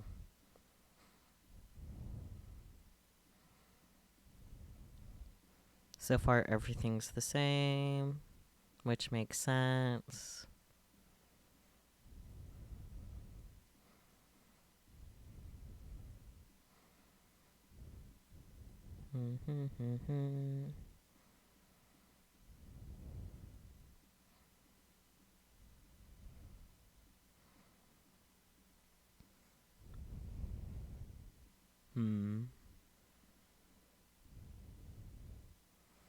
Well, I hope you guys feel bad about your unanimous newspaper decision. Let's look at the tabletop now. Sophia ran her finger over the tabletop. The wood was carved with an intricate pattern that rounded around the edge of the surface. Her hand reached across to pick up a book that laid face down. Behind Sophia, the window began to shake in the wind as her fingertips grazed the surface. It's so windy. She spun around just in time to see the front door fly open, and the howling wind filled the entryway. She scrambled to the door, and with great effort, shut it again. Well, that was a mistake. Yeah, indeed. Amelie? Okay. Back to the normal.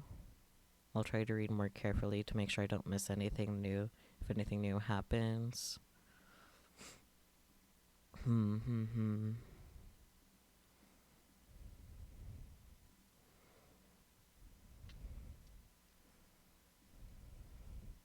And like how with the first thing with Amelie's perspective, it's like, oh, this is all wholesome. A little spooksies, but like wholesome overall. But then I went to Sophia's perspective, it's like, huh, everything's all fucky wucky.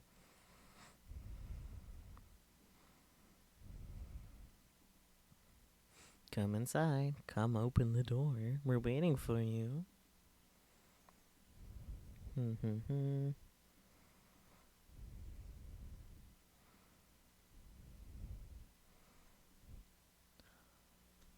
Defy your fate was clickable. Wait, am I supposed to click Defy your fate each time it shows up? If you insist, but I'm happy to help anytime. Think you'll be back soon. Please rest. Okay. Actually, is it okay if I ask you something? Ha! I noticed that. Of course it is. Is there someone else in the house with us? There's no one else apart from myself, you, and Lilika. And Lilika is... She's gone into the kitchen. Did you see her enter? Right, my vision must be playing up. Is something the matter? It's all fucked up indeed. No, it's fine. I'll wait for you inside. The room was spacious and dead, silent apart from Sophia's footsteps as she crossed the wooden floor. Each step was deliberate and slow as her eyes searched through the room. Nothing in particular stood out. Large windows slowed a glimpse of the outside world through thick curtains. The rain was still coming down hard, obscuring her view. Okay, seems like things are back to normal again. Well, quote-unquote normal. Really like let's see that was left for her. Footsteps from above. Yep.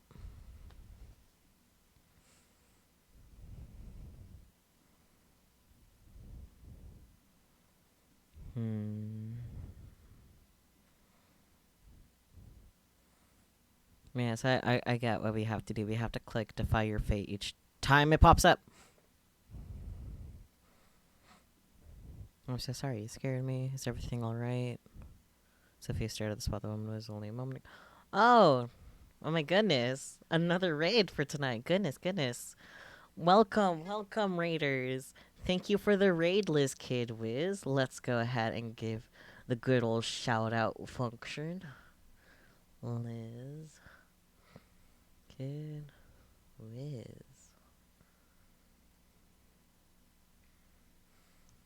You guys were also playing Minecraft. Amazing. I hope you guys had a nice time playing Minecraft. Kind of funny that the two people that raided me have come from playing Minecraft. But yes, welcome raiders. 2 raids in 1 day, yes. Thank you so much for the raid, Liz. For those of you that have come with Liz and do not know me, I am Saku. That's how you read my silly little username. I am a variety streamer. I stream mostly anime related games, so like visual novels and other stuff. Yeah. I could finally sleep. The Minecraft server was crashing and it felt uncomfortable to leave during that. Oh, oof. But you have some nice sleeps, Izzy. And you also have some good sleeps too, Liz. And I'll try to have a good stream. But good night to both of you.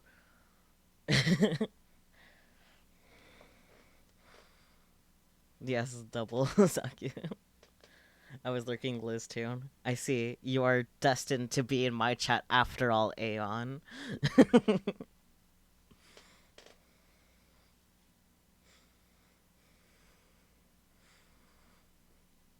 But yeah. Okay. Back to this horror, apparently. Amelie, something is the matter, isn't it? Does something happen within this room? Happen? What exactly do you mean? Did a woman with brown hair tied into a bun and a dark green dress ever live here? Well, it sounds to me like you're describing my mother. Your mother? Yes, she's just as you described, but you couldn't have seen her here. She's still away. Right. Let me pour us tea before it gets cold. Okay. So it actually helps that the text actually is a different color if I've already read it before. The new stuff is in white, so we can keep clicking through.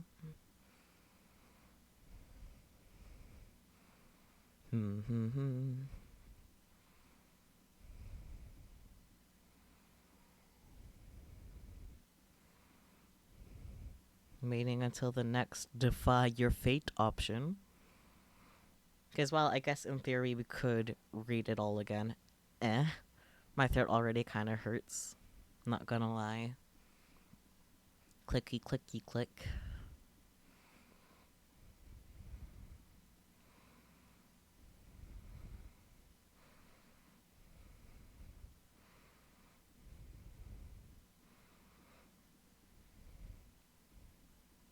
How the scene change scared me for a moment. I was like, oh shit, I didn't miss anything, right?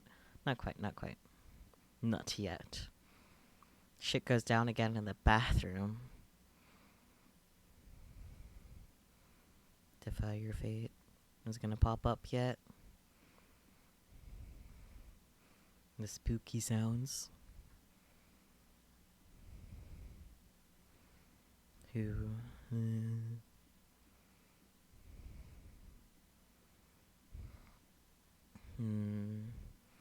Intensity.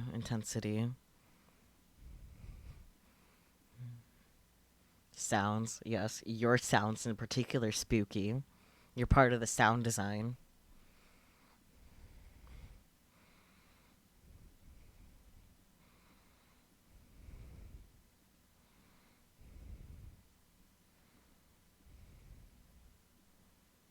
Oh, there was no Defy Your Fate here. Huh. I could have sworn there was a maybe later. I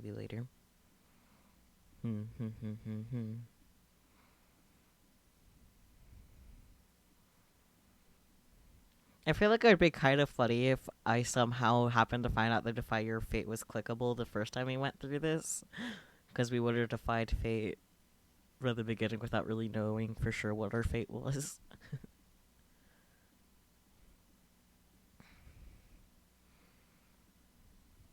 But I'm not sure if it would necessarily been clickable the first time through.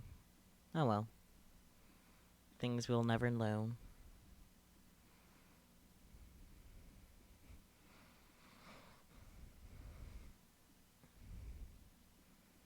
Okay, the fire fate will show up again here for sure, for sure. For sure.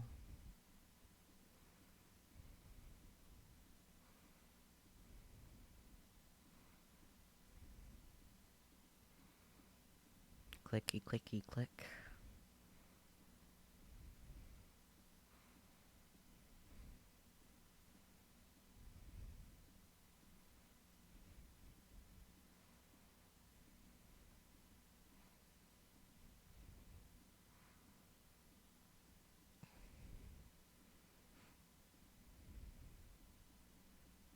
Clicky, click, click.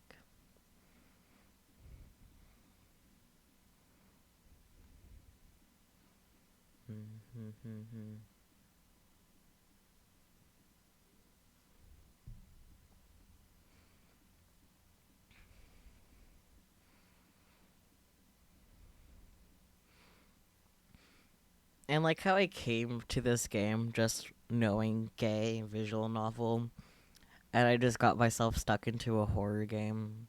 I feel like that summarizes my life pretty soundly when it comes to like content. Right, I noticed that my avatar was broken a while ago, but then forgot to fix it. Hang on, I will fix that. Fixie time, fixie wixie time.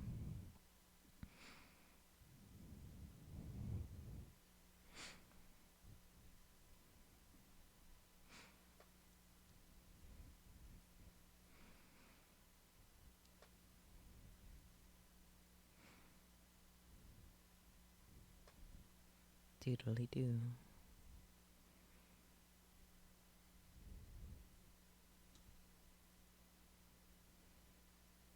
Gay, no horror. It seems more like we got horror with the side of gay, rather. Life be that way sometimes. Okay, avatar fixed. Yay, yay. Okay. Defy your fate.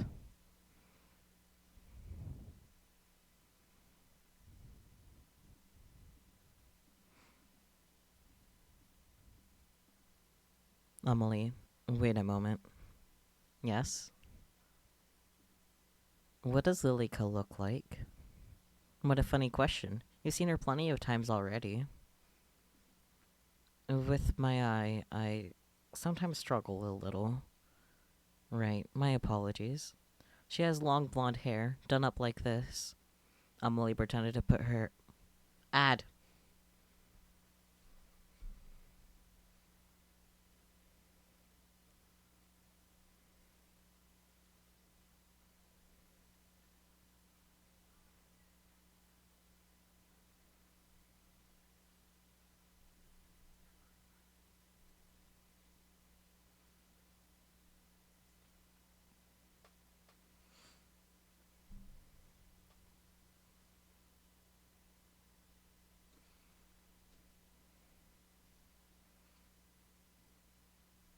Hopefully, Nigiri remembers to let me know when she's free from her ad hell. I think we only get the one ad because we're... Oh, you got 4 of them? Oh no. Oh no, we know. I only got 1 again. I think that's because I'm the streamer.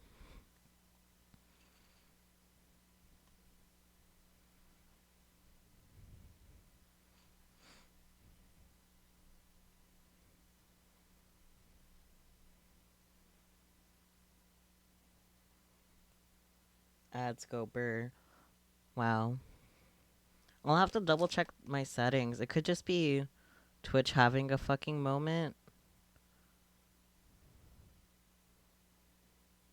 Because, like... Oh, you're free. Cool. I think it might be Twitch having a moment because... On another... I'm not an ad hell. Yay. Excellent, excellent.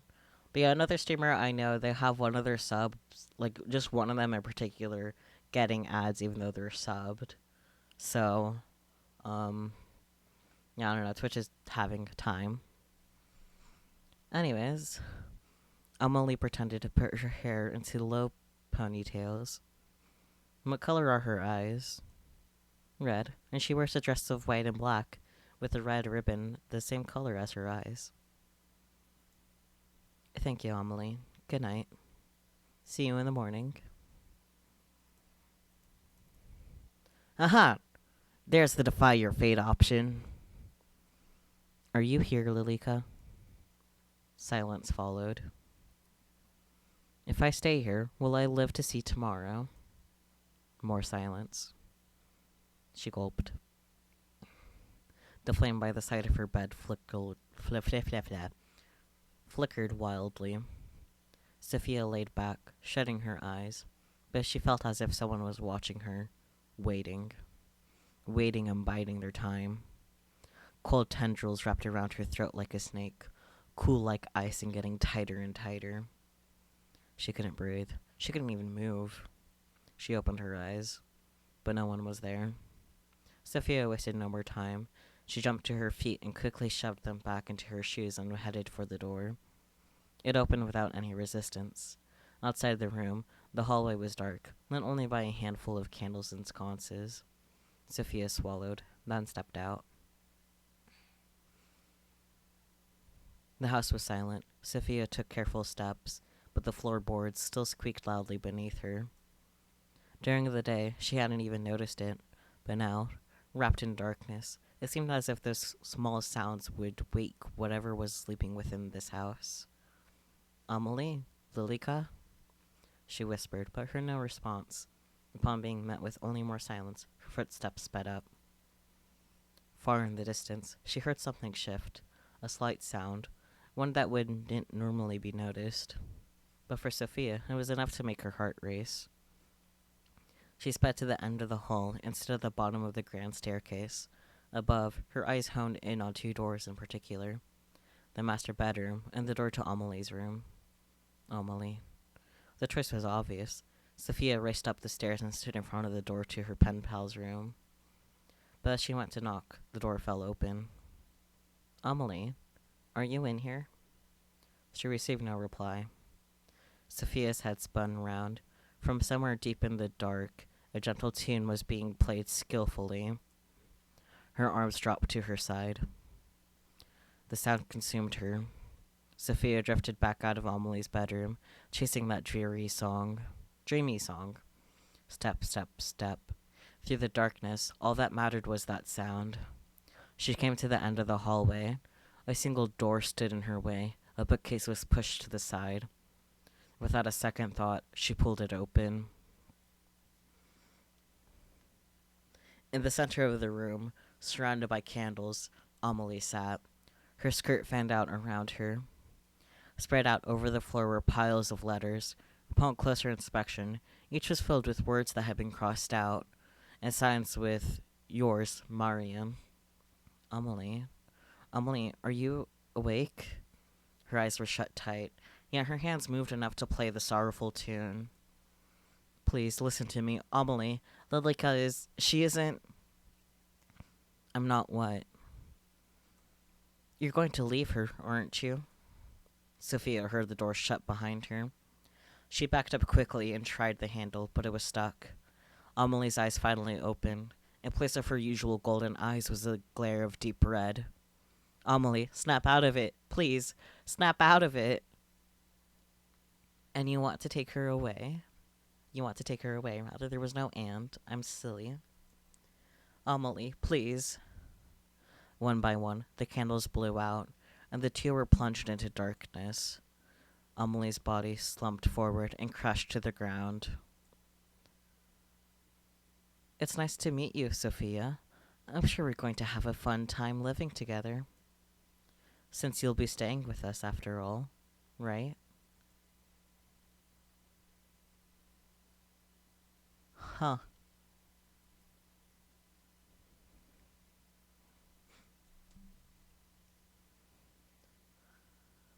Can't say I was expecting that to be the defy your fate ending. The plot thickens.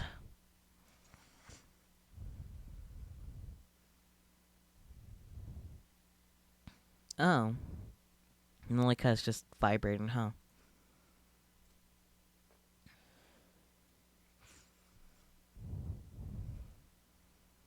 The rain never seems to cease at this time of the year, a portion of the sky in the unending grief as if longing for something unseen.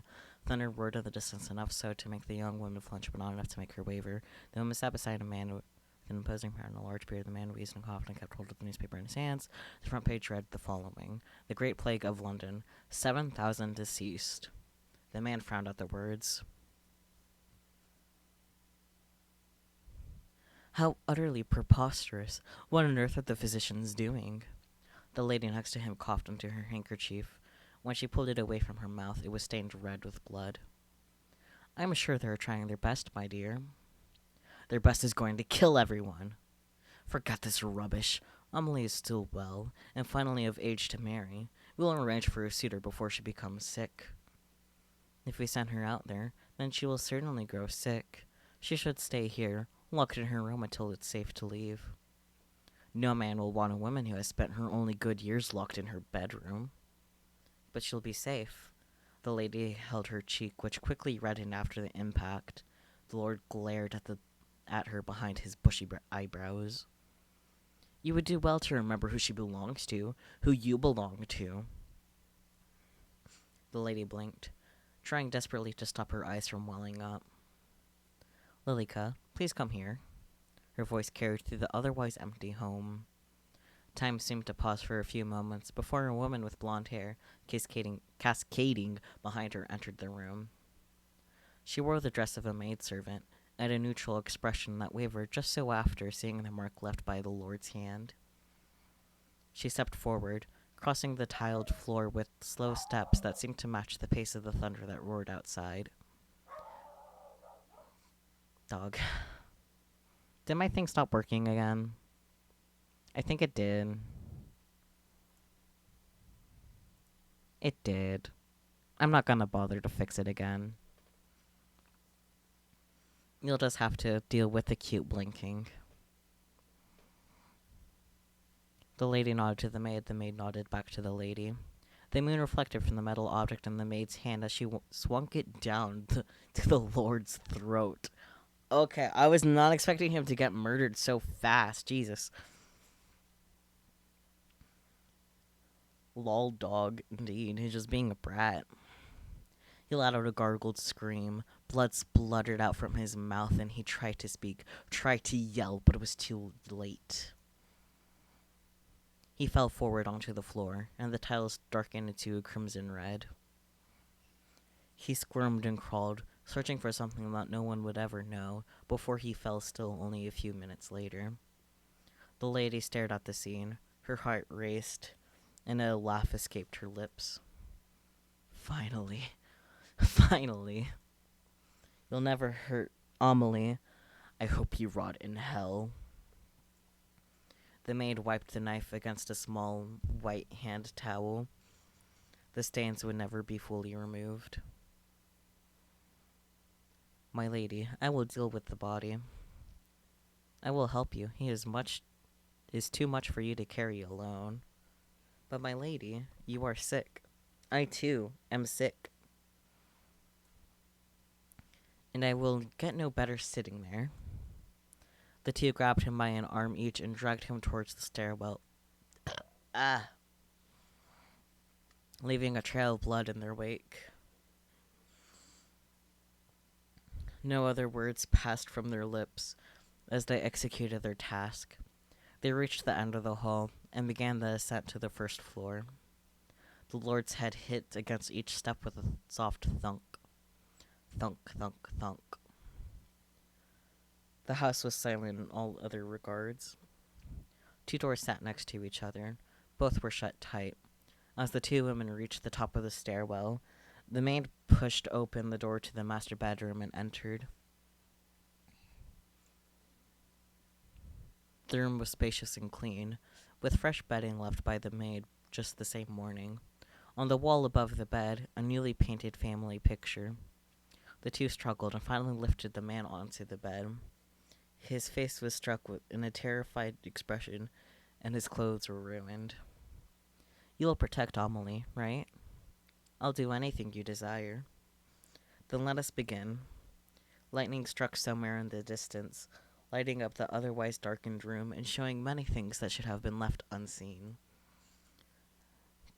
The maid removed her shoes and crawled into the sheets beside the corpse, while the lady dipped her fingers into the Lord's wound and drew a line of blood around the bed.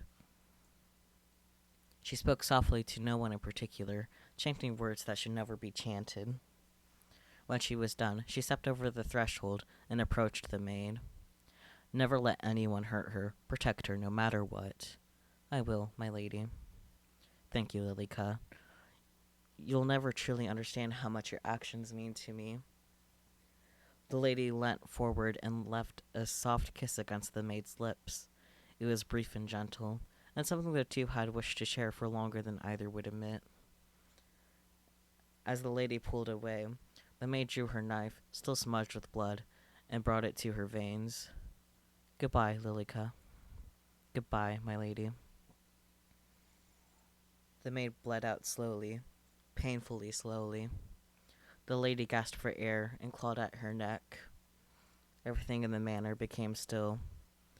Everything apart from a young lady named Amelie, who sat in her bed upright, feeling a deep dread in the pit of her stomach, and another young lady named Lilika, who stood over two corpses lying beside each other in bed. The young lady named Lilika stared at the maid in the bed. Her own face, her own blood seeping through the bed. And yet here she stood. She looked at herself in the mirror and saw a different person entirely. She was no longer the maid. She was Lilika. Her voice was softer, her hair longer. It worked. When she turned back toward the bed, Lilika froze. Both of the bodies were gone, and in their places, two skeletons. How long has it been? She walked towards the door and found it locked. Digging through the tattered clothes of the long-dead maid, she retrieved the key and opened it. The door beside the master bedroom sat ajar, just enough for Lilika to peer in. Amelie sat on her end of the bed, staring at herself in a small handheld mirror while brushing her hair. She hummed a quiet tune, but froze as her eyes met Lilika's. Who are you? I am Lilika. Lilika, but your mother told me that you had a maid named Lilika. What a coincidence. What are you doing here? How long has your mother been gone? My mother? I saw her. She frowned and clutched her head, as if she couldn't quite remember. I saw her just this morning.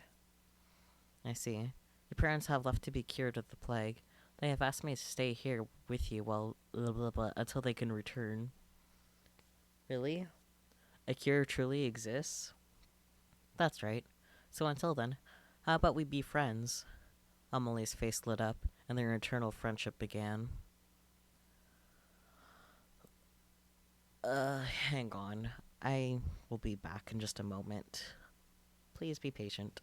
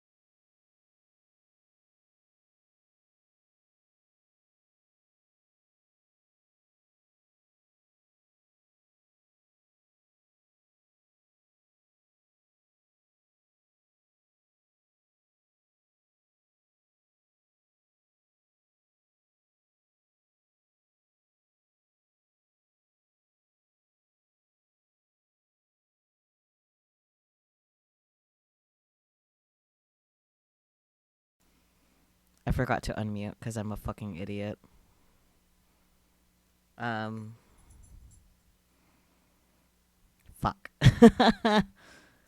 That means it's not recorded either. Fuck. Fuck. Okay. Yay, the history. I'll just casually reread that shit. Well, I am a fool. Let's see. Where was it? Bu- bu- bu- bu-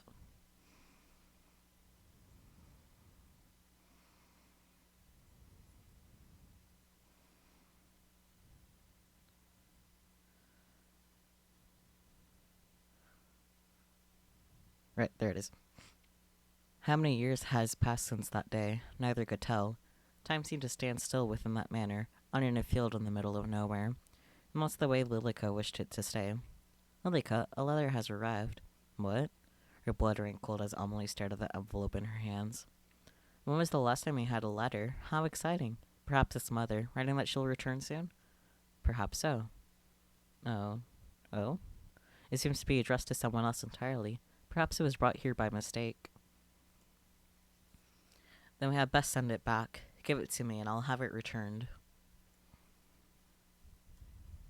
A peek wouldn't hurt, don't you think?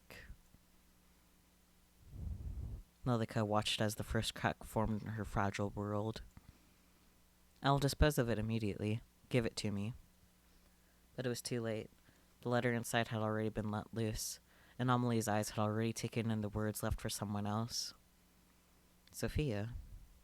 Lilica, I think I'll write back. I'll let her know that I received the letter by mistake. Amelie, that's illegal. Yeah, oh well. That isn't needed. Please. Just one letter. Thank you, Lilica. How many letters had arrived at the door since then? How many times had Amelie spoken excitedly about Sophia to her? Sophia. It's always Sophia. Sophia is the crack in this fragile reality. Sophia. I have to get rid of Sophia. Lilica? Lilica's eyes opened with a jolt. I'm sorry, I'm a little tired. What did he say? Sophia says she's coming to visit. Another crack formed from the last.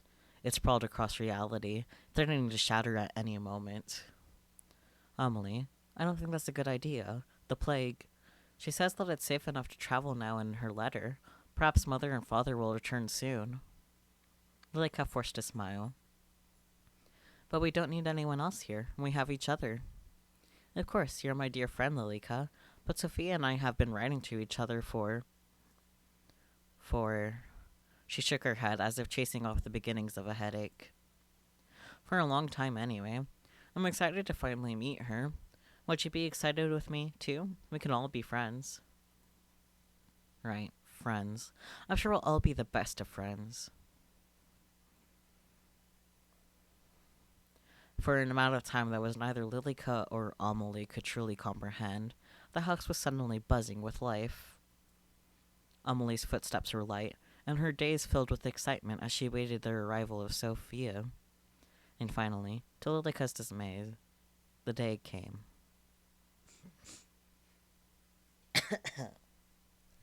The pendulum clock on the wall swung back and forth, ticking down the time. Lilica stared at it, wishing that it would slow down even further. 10 minutes, then 20, then an hour passes as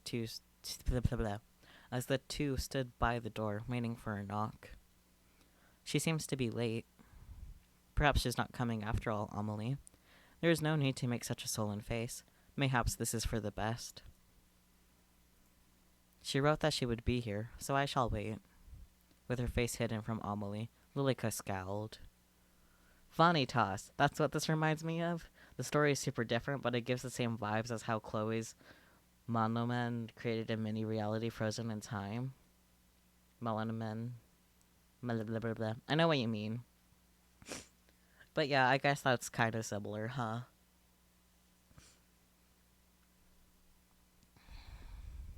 Do you truly believe it's safe to have visitors during the outbreak? Lilica, I believe you've been isolated long enough. And Sophia has written that it's safe. I trust her word. She would not endanger us. And if your pen pal turns out to be a robber in disguise, what then? Amelie smiled, to Lilika's dismay. She has a way with words that only a woman could have. A lady robber, then. Nonsense. By the way, Lilika, have you seen my letters? I can't say that I have. A knock sounded at the door, instantly halting the conversation. Amelie rose from her place and took a steady step forward before Lilika raised a hand to her. Allow me. Allow me to see if she should truly be allowed entry. The door groaned as it slowly swung open and revealed the young woman who knocked at the door. She was drenched from head to toe. Lilika stared at her, light hair and eyes. She almost looked like a kitten. Instantly, Lilika's dislike for the woman grew. Lilika stepped to the side just in time for Sophia to bounce through the door and wrap her arms around Amelie.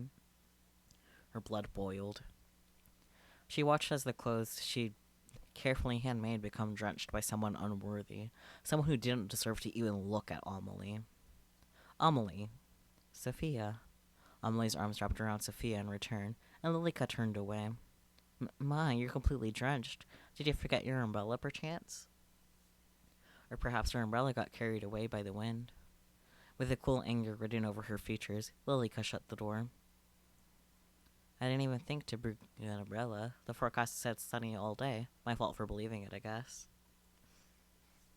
I can't believe you're truly here. Me either. About time, right? You're just as pretty as I knew you'd be. And you too. But what are you wearing? Seeing your house, I feel like I should have dressed up a little more. No, perhaps it is I that is overdressed. Lilika stood to the side, her arms crossed lightly over her chest. Her long hair reached down nearly to the wooden floor. Pardon my manners. My dear friend Lilika is here too. I believe I wrote about her in the past. I remember. I've kept all your letters safe. Don't worry. As you should. Amelie side-eyed Lilika upon hearing her tone, but Lilika simply looked away.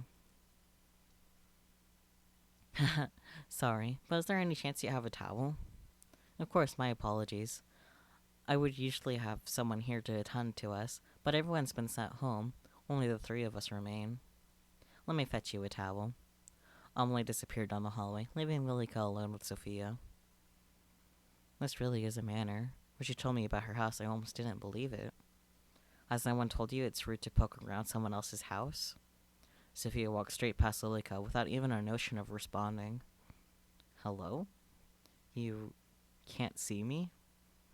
Sophia ran her finger along the edge of the tabletop before reaching to pick up a book that rested there. Don't let her touch it. Don't let her touch anything. She'll break it all. She'll undo everything. She wants to hurt Amelie. She can't find out the truth. The window shook loudly in the wind. With a flick of her small wrist, Lilika allowed the door to fly open, causing Sophia to whip around in surprise. It's so windy. Lilika locked in on the object that Sophia had been reaching for. She reached forward and took hold of it, then quickly hid it behind a cabinet as Sophia reached to close the door. Phew. Amelie? Sophia spun around, but looked straight through Lilika. Sophia? Oh, Amelie. Please, use this. Thanks. I'll bring an umbrella next time, I promise. Lilika watched as Sophia dried herself with the towel. Our towel. It's not for her. There can't be a next time. Then, if you're now dried off, would you care for a tour of the house before afternoon tea? That sounds great. On your right is the pantry, and on the hall is the boiler room, but you shouldn't have any need for those spaces. Sophia and Amelie walked side by side, close enough that their shoulders almost touched. Lilika stared at the place where they almost connected, seething with a quiet rage. These are all guest bedrooms. I have prepared this one for our use.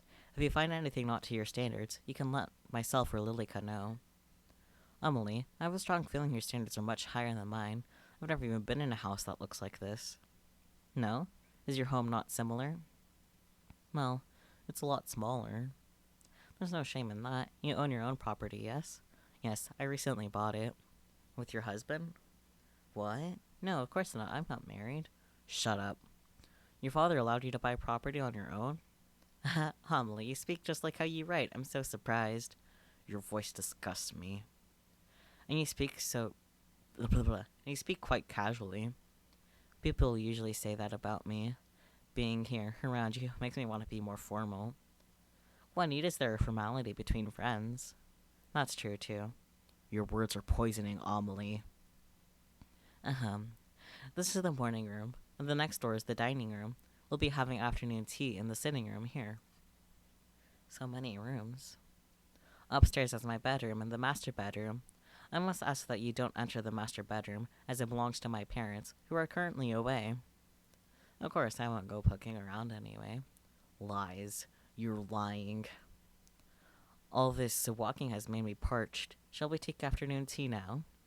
Sure, that sounds good. Why don't you have a seat while Lilica and I prepare our food? Oh, I can come help. Ugh, hiccups. Nonsense. You're my guest. It would be remiss of me to allow you to lift a finger. If you insist, but I'm happy to help any time. Thank you. I'll be back soon. Please rest. Amelie. Yes? It's nothing. Take your time. Sophia slipped through a doorway and disappeared. Amelie smiled widely, while Lilica just stared ahead blankly. Isn't this lovely, Lilica? To have a new face in the house? It feels like forever. Yes, how lovely. I'm glad you're having fun at the very least. Are you not?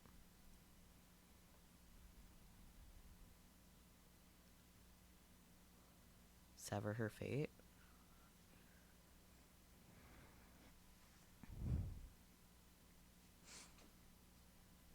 Sure, let's sever her fate.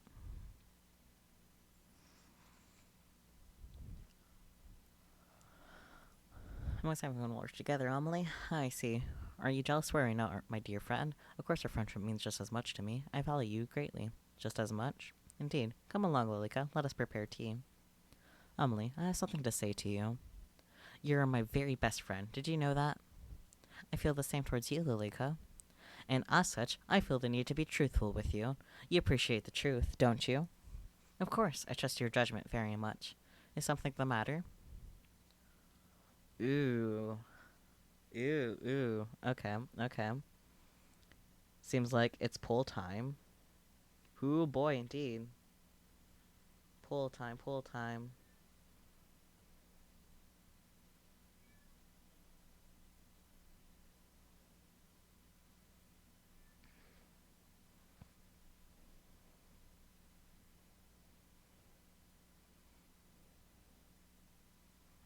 Hello?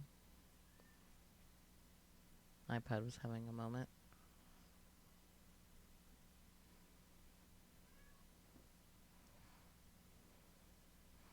I'll have the poll run a little bit longer. 2 minutes as opposed to the one, given what happened last time. Lie is tempting, but lie might give a better ending. Perhaps, perhaps. But use the poll to decide which one. Which lie shall we lie? Honestly, it might not matter, but you know, just in case, it does. Actually, there are 3 different endings, so the lie actually might matter. I can't see the poll. I don't know why you can't, man. Maybe try refreshing the app?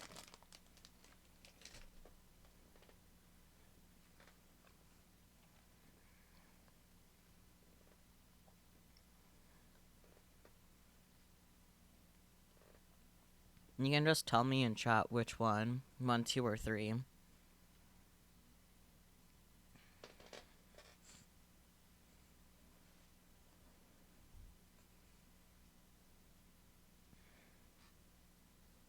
Lie. Yes, thank you, Nigiri.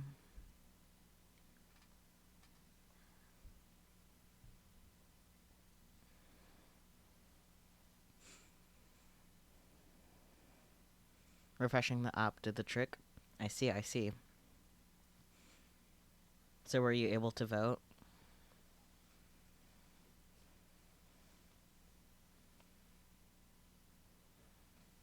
Although now the poll blocks the top couple of messages. I mean, yeah, that's inevitable. That's a you problem, my guy. The messages at the top are old messages anyway, so you're not really losing much there. Yeah, indeed. You guys really just tied it, didn't ya? Huh? Of course you tie it. Well, I'll go with what I'm assuming was near Gear's vote with the middle then, because that was voted first. Your mother contacted me. She believes they'll be able to return shortly. Oh, Lilica, this is wonderful news. Indeed, she was very excited for me to pass on her message to you, but... Ah, okay. I'll go for Spooky's vote for this one then. Keep lying. Well, she wasn't very pleased to hear that you had someone visiting without her permission. Oh. I thought she would be delighted that I had invited a friend. Hiya, Yumi. I guess I have been streaming for 2 hours and 36 minutes now, huh? I don't know, I just chose something random. That's fair, that's fair. But hi, Yumi. Hi, yes. Yeah, I have been streaming for 2 hours. I want to, like, at least more or less complete this, because it's short, relatively. Anywho's. Oh. Huh. Should have rolled some dice, to be honest. No, you only had 2 minutes to respond to the poll anyway. But yeah, your entire existence is a lie. Huh. At least you're not doing crazy long stream like me. I mean, yeah, no, I don't think I would necessarily survive a 5-hour stream. Ah, you're doing all the redeems. Okay. Okay, you got me. My posture is good. Doing the stretchy stretch, and I'll hydrate. Yes. I guess it's your turn to take care of me with channel point redeems. Attack. Indeed. But yeah, it is going a little meta, isn't it? Huh. Let's go for consistency and choose a lie. Well, of course. I pleaded with her that Sophia was a dear friend, but she wouldn't listen. I see. Did she say that she would return? No, but it seems to be soon. Then I'll send Sophia away like normal tomorrow. I can't exactly force her out into the storm, can I? Why not? Lilica. Naturally, I'm just teasing. Of course it wouldn't be right to send her away at a time like this. I'm glad to hear that we've come to an agreement. How pleased I am to know that Mother will return soon. Let's go prepare tea, shall we?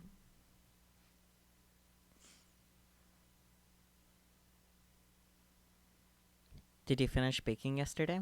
Oh yeah, I forgot about this discussion. The pastries are ready for serving. Excellent.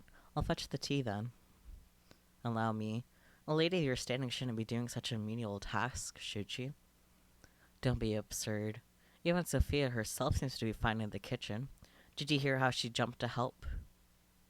I should follow in her footsteps. What would your parents think of that? I appreciate the sentiment, but they took with them all of the staff. I have little choice but to prepare my own tea. I see. Then shall I attend to our guest? I wouldn't want her to become lonely. Would you? I'll only be a few moments. Of course. Anything for you, Amelie.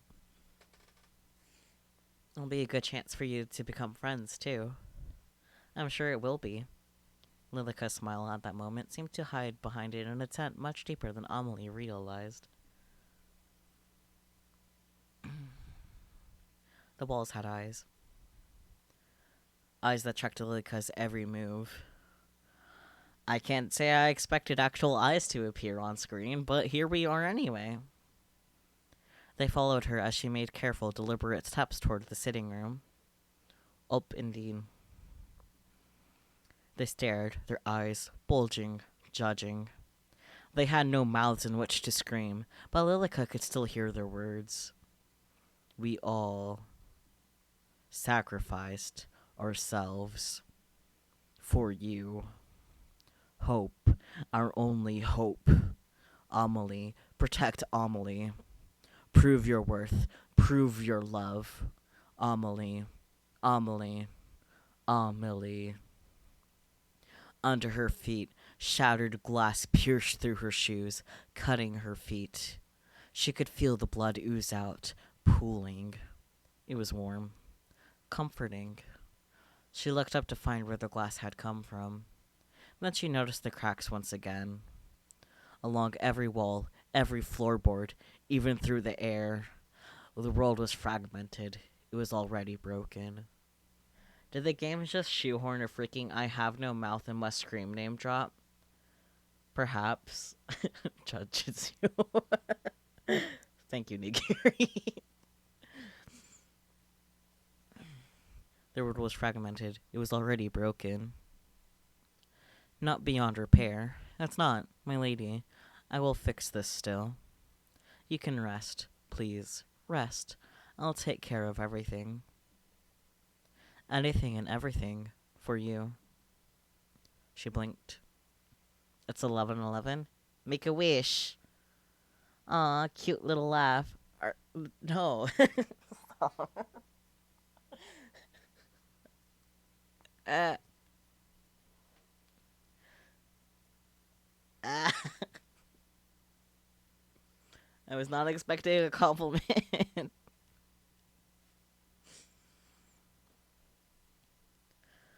She blinked. The world reverted to the way it should. You can hear Saki splash through his voice. Shut up! No one asked. How dare you? How dare all of you tease me? No.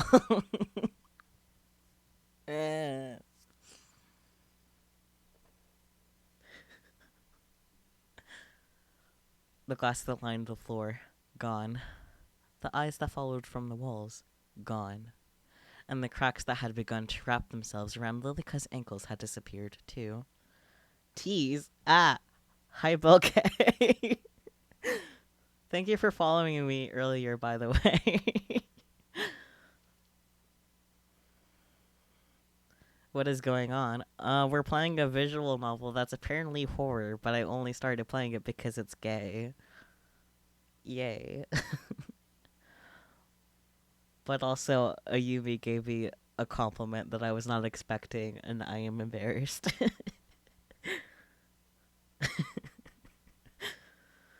Dear. And the cracks that had begun to wrap themselves around Lilica's ankles had disappeared too. She stood in front of the sitting room's door, which sat slightly ajar. You had me at gay. Excellent, excellent.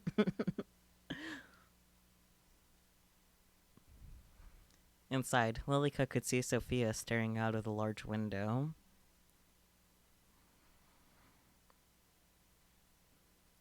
Her back stayed turned as Lilica entered the room.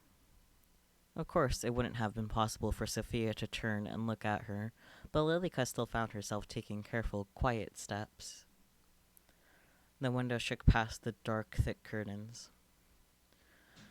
You who would attempt to defy your fate, why don't we see how long this little game lasts? Apparently the game's gonna last over 3 hours at this rate. Why don't we test whose love is stronger?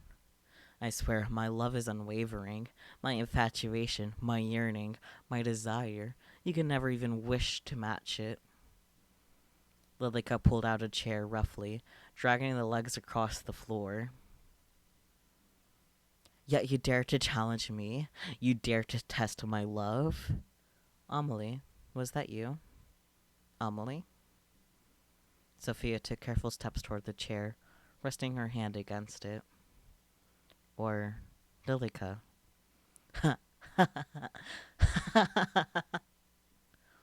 You're nothing. Sophia sat down in the chair that was offered to her, while Lilica circled around, as if a cat after its prey. But her steps paused as she heard something strange. Footsteps from above. The master bedroom? In front of her eyes, Lilica watched the scene unfold. A scene that made her blood run cold and her body freeze in place. It's already been 2 hours. I don't know if I'm gonna make it. What do you mean you don't know if you're gonna make it? I believe in you, Nigiri.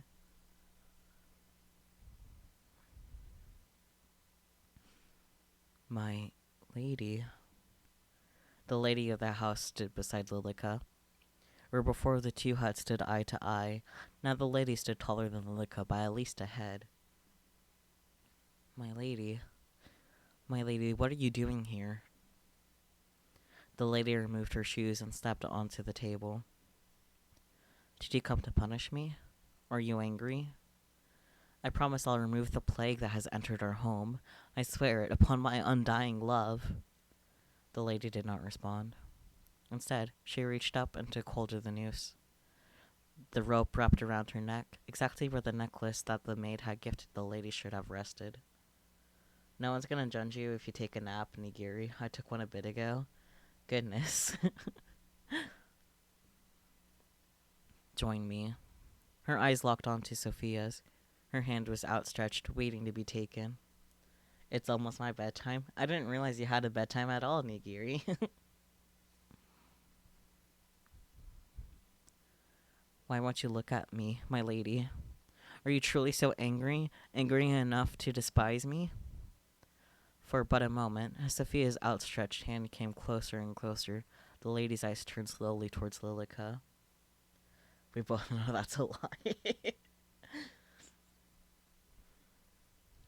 They carried with it a message that only Lilica could decipher. Lilica's body shook. It trembled and trembled until she could bear it no more, as she ran from the room as fast as her legs would carry her. If the hallway still had eyes, they weren't fast enough to follow Lilica. The floorboards, as if made of quicksand, threatened to suck her up and bury her deep within the house. Her feet felt heavy and leaden. Leaden? Every step was as painful as that brief glance. She raced through the hall and up a flight of stairs, past the stained glass window, which left a myriad of colors above, over the carpeted steps, and past the doors that led to the master bedroom and Amelie's room. Closer, closer, until she arrived at the bookcase. She pushed it to the side and entered the hidden room. The room behind the bookcase was small, and not a single window faced outwards, thus the room was near pitch black. Each wall was plastered with handwritten letters. Handwritten letters, clearly for Lilica alone. Her eyes, frantic, finally started to calm as she took in the words. Her words. Words left to her, for her, only for her. Lilica's eyes settled on a particular letter. Oh, poll time again. 'Cause why make a decision when I can make chat make the decision for me?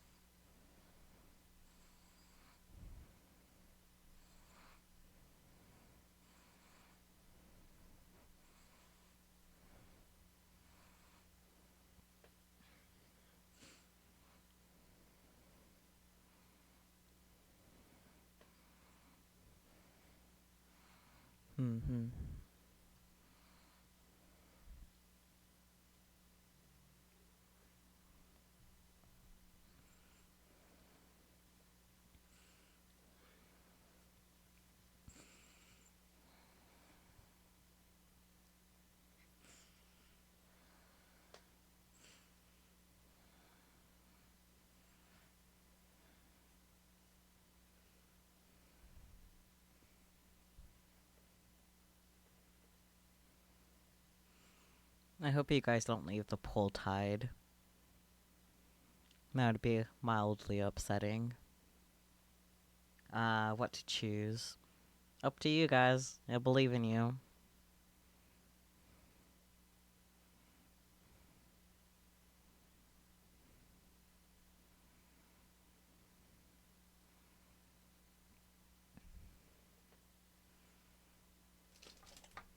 Ew, the music box got a little distorted.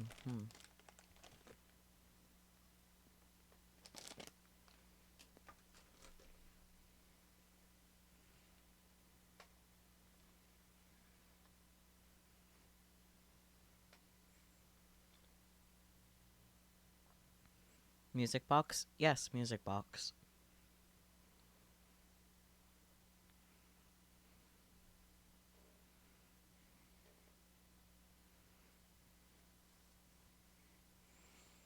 You guys really are leaving it tight again, huh?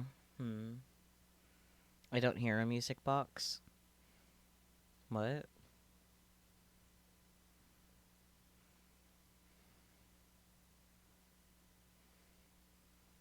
Yeah. Spooky stuff. Okay, since you guys left it tied yet again, I'm gonna pick the option that you guys didn't pick. We'll look ahead. I don't hear it either, to be honest. What? Oh. The game audio had a moment. You guys can say things normally, you know? Like saying that the audio dropped. You guys can communicate things normally. Thank you very much. Anyways, we're looking ahead because you guys tied again. Dear Crossa Amelie Lilica. Today was tough. I tried my hardest, but I still failed. Don't you think life is unfair sometimes? I was trying hard enough. Blah, blah, blah. I wish trying hard enough was all it took to succeed. Sorry, I'm whining, aren't I? I didn't realize the audio dropped till you mentioned the music box. Wow. I came out of my interview and it was raining. I thought just my luck, but something interesting happened.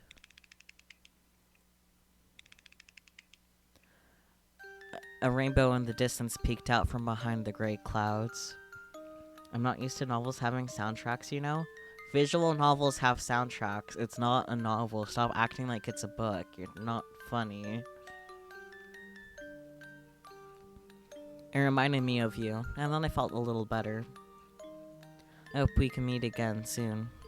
Can meet soon. Blech. Yours, Sophia crossed out, Marianne. Oh. Okay, so we can read all of them. Okay. I think left was voted for first in the poll, so let's look left first. Dear Crossa Amelie Lilica. How wonderful to hear you're doing well. I've been very busy this week, but most of it is boring, so I won't bog you down with the details. But do you know what happened just yesterday? Of course you don't. You weren't there. I was walking home when I found an abandoned kitten. Someone left it in the box on the side of the road. How could anyone do that? Anyway, I took her home. I named her Amy crossed out Lily. After you. It's a little embarrassing writing it out like that. I hope you don't mind. Creepy music box indeed. Yours, Sophia crossed out Marianne. And time to look great. Dear crossed out Amelie Lilica. I spent the past week studying. Don't get me wrong, I enjoy it, but everyone needs a break, you know? On my desk, I have a little cactus in a pot. To be honest, a cactus wasn't my first choice, but I've killed every other plant I've ever owned. You know what's funny? Because in my head I was imagining a song with a music box in it the entire time the audio was apparently down. Nice! Anyway, it's bloomed.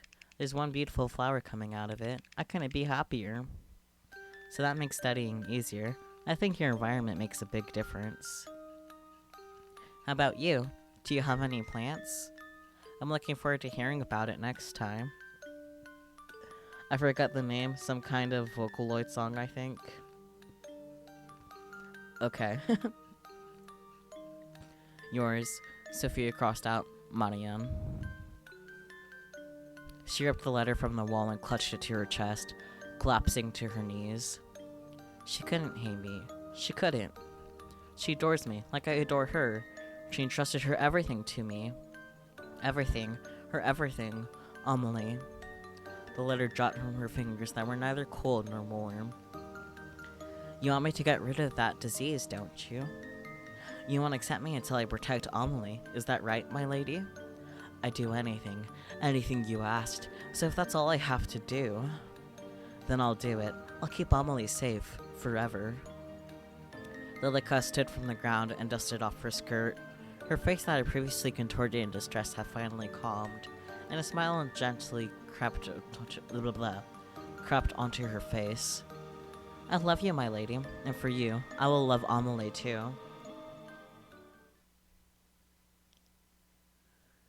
I should light the sconces too.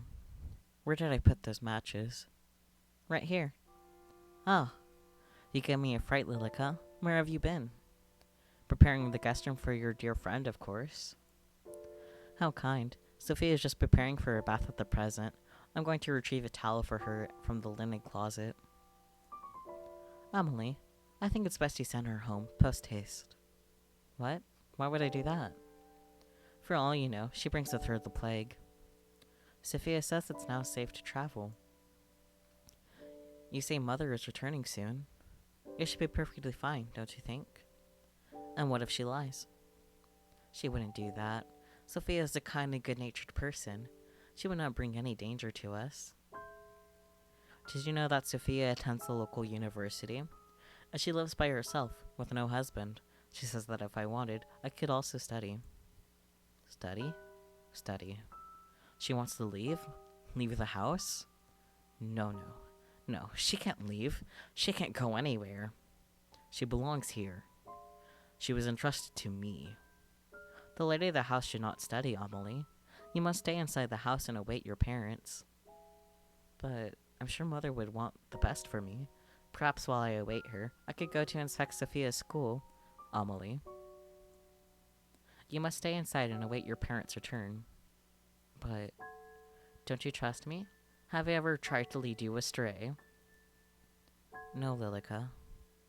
I was just thinking that perhaps it truly is beginning to be safe. Look, I've brought today's newspaper. Do you see that title? The plague runs rampant. Put any notion of leaving or studying away for now, yes? As soon as it's truly safe to do so, then we shall, and you will be reunited with your family. For now, it's just you and me. Thanks, Lilica. I'm glad you're here. As am I. Ah, the towel. Let me go retrieve it. Go ahead. Alone, Lilica stared at the bathroom door, which was shut tight. Behind it, she could hear the water running. She could picture Sophia's body, slowly shedding its layers of clothes before she stepped into the hot water. That image was enough to force her hand. The running water sloshed into the steel-lined wooden tub. A state-of-the-art system. No one else in the country owned anything like it. But how many years ago was that? How long had it been? Sophia leaned over the sink, her bone-white knuckles grasping either side of it. Her back was turned to Lilica. If she wanted, she could stab her in the back and be over with it. No. I need to keep Amelie's trust. She needs to leave, or go somewhere she'll never be found. Or do it herself. Sophia lifted her face to the mirror, then froze, her eyes boring into it, as if she was saying something she shouldn't. Lilica stared back, unmoving. Leave. Leave already. One step at a time, maintaining eye contact through the mirror, Lilica crept closer and closer, until the two were nearly touching. Why do you want to take Amelie away? Can't you see that she loves me? Me, not you. Your words are poisoning this household. If you don't leave, I'll kill you. I'll have no choice. I'll just kill you. Who are you? Sophia whipped around, but her eyes didn't focus on any spot in particular. To her, Lilica was gone. Lilica walked towards an open cabinet and pulled something out. Sever her fate. The metal of the razor glinted. Lilica raised it up, and she moved to stand over the bath. With ease, the metal cut into her arm. Drops of blood fell into the water, leaving tiny splashes where they connected. Blood still runs in my veins after all. Sophia rushed past Lilica, desperate to turn off the overflowing water before she froze once again. The water was a deep, dark red. Her slender fingers dipped into the liquid as if she were entranced. One layer at a time, she stripped bare, her expression hollow and lifeless. Lilica watched as her naked body stepped into the crimson water. Why not just end it here? You're scared, aren't you? Just sink down. Accept your fate. Accept it. You can hear me now, can't you? Why not just end it? You're scared. You're so terrified. You just came here to see your friend, and look at what's happened to you. Amelie. Yes, Amelie. Amelie, where did you go? Where are you, Amelie? I want to see you. Shut up. You don't deserve to speak her name. You don't deserve to be in her presence. Why don't you just give up? Just sink deep into the abyss. Isn't it inviting? Sink. Right. I should. Isn't the water so warm and inviting? That's right. Just sink down into it. Then you'll finally be able to rest. Amelie. You. A knock came from the door.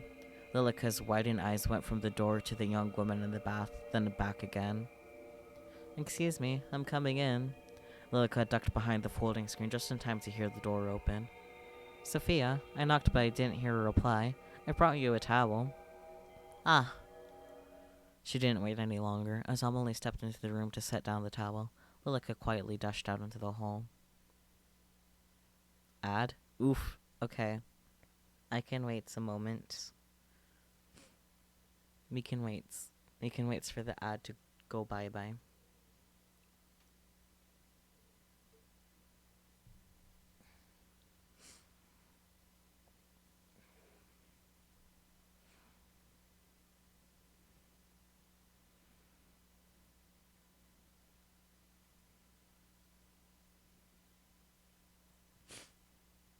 Let me know when you're free from your ad hell. I got no ad. Haha. Amazing.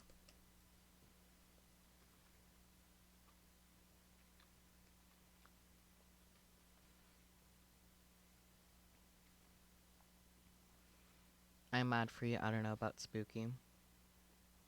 It's kind of funny because Spooky is subbed with his Prime, yet he still got an ad. Twitch is just being a silly lately.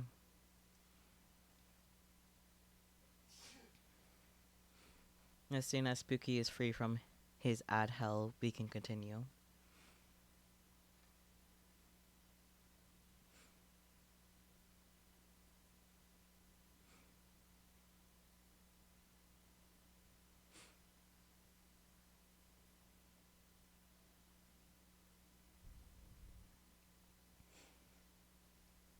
Come on, Spooky.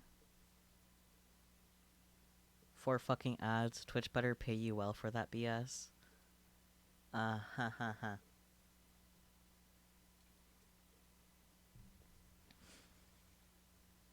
But yeah, I'm back. Welcome back. Back to the horror show.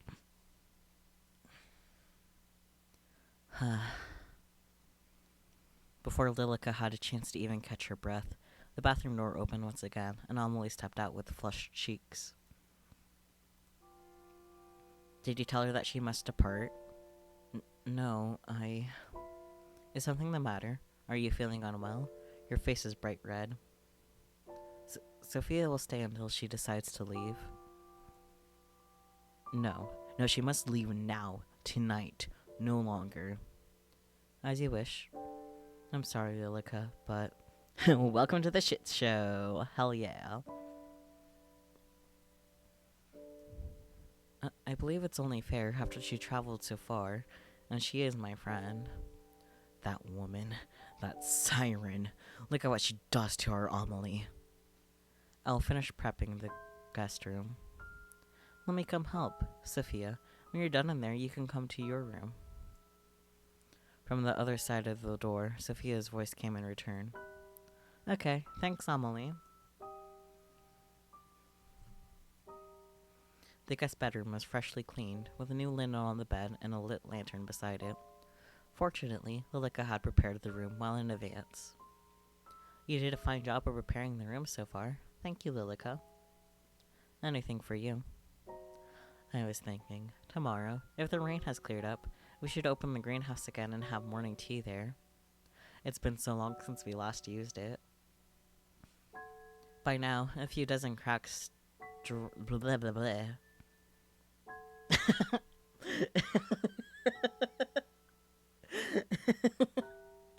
Nigiri got auto-modded. I'll allow it. It's funny. Gasp, that whore. Hi, Finn.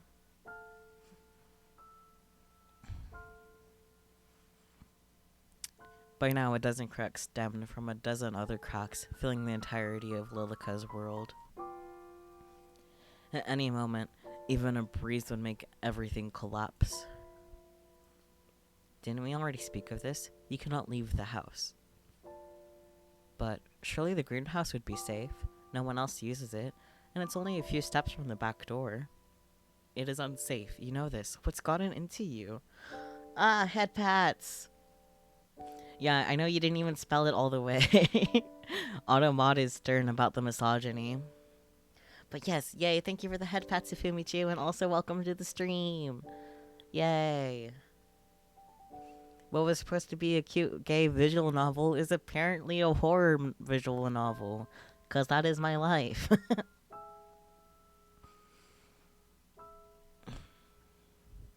Anyways, it's unsafe, you know this. What's gotten into you? Is it because of your friend? I just thought it would be nice to at least sit in the sun. I was very careful, LMAO. A worm. A worm indeed. Horror gay visual novel? Yes, apparently. You'll have to watch the Vods so everything makes sense for you, because you're coming really late into it. Life is indeed horror. Thank you, Nigiri, for your insight. Then you may sit by the window in the dining hall. Is it really so unsafe that even taking a foot outdoors would be dangerous? Yes. Sophia, I see you're done with the bath. Lilica crossed her arms over her chest, anger already rising in her chest. Were you talking about the greenhouse? Yes. Did you see it when you arrived? I did, but it looked as if the plants inside had died. Oh, that's impossible. It's barely been any time at all since the gardeners left. I'm sure the plants inside are more sturdy than that. Game audio dipped for me. Okay. Be good again. Well, even if they have died, maybe we could go in and replant some things tomorrow. How wonderful. Have you not heard a word I said? It's unsafe to do so. Oh. Oh, don't be such a spoil sport. I think it'd be perfectly fine. Well, it's getting late now, so I'll leave you to retire. If you need anything, my room is just upstairs on the left. Good night, Sophia. Poison dripped from her voice as Lilica left the guest room behind. The house had a heart, and that heart was beating to the same rhythm as Lilica's. It was frenzied, on the verge of losing control. It echoed through her head, through the hall, through to every corner of the building. Like Morse code, it was as if the house itself was telling her to do something. Get rid of her. Cut out the disease. Protect Amelie. She bit her thumb, pacing back and forth. Amelie will be upset. But Amelie doesn't need anyone else. She has me. Any chance that heart is under the floorboards? Maybe. She won't be upset for long, and she'll forget. That's right, she'll forget. Her breath hitched in her throat. But what do I do? What do I do? She just won't die. My lady, what am I supposed to do? At that moment, Lilica put her ear to Amelie's door, listening intently. How about coming away with me for a while? Away? Outside of the house? What about the sickness? Away? Outside of the house? It's okay now. You'll be okay. You can come stay at my house. I could show you around my school. You don't have to go through an arranged marriage if you don't want to. Lilica's hands balled into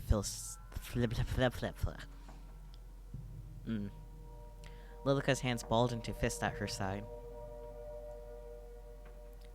You would do that for me?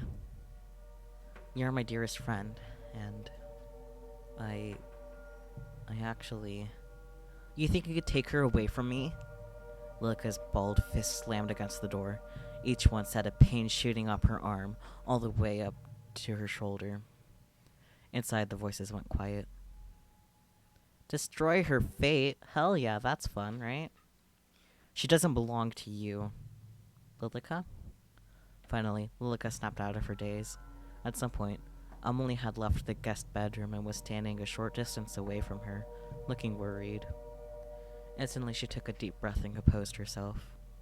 But her heart still beat as loud as a drum, and the cracks that seemed to be centered around Amelie was still spreading at an increasing rate. I see you redeemed the sound alert, but I don't hear it. Where's the quack? Did it not work? I want to hear the sounds. I didn't hear the quack, though. Did it show on screen at all?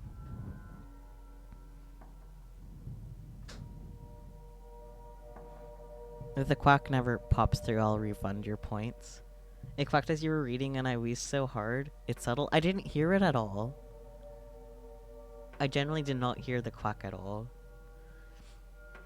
But I'm glad you got amusement from it, so I will not refund your channel points, even if I did not hear the quack. Rest in peace, quack. The lost quack. I don't remember if I read this yet. But her heart still beat as loud as a drum, and the cracks that seemed to be centered around Amelie were still spreading at an increasing rate. And it's late. You should retire to your bedroom. Yes, I shall. It's nice having someone else around, isn't it? I feel as if the manor is coming back to life. I hope we see Mother and Father soon. I'm sure we will. Shall I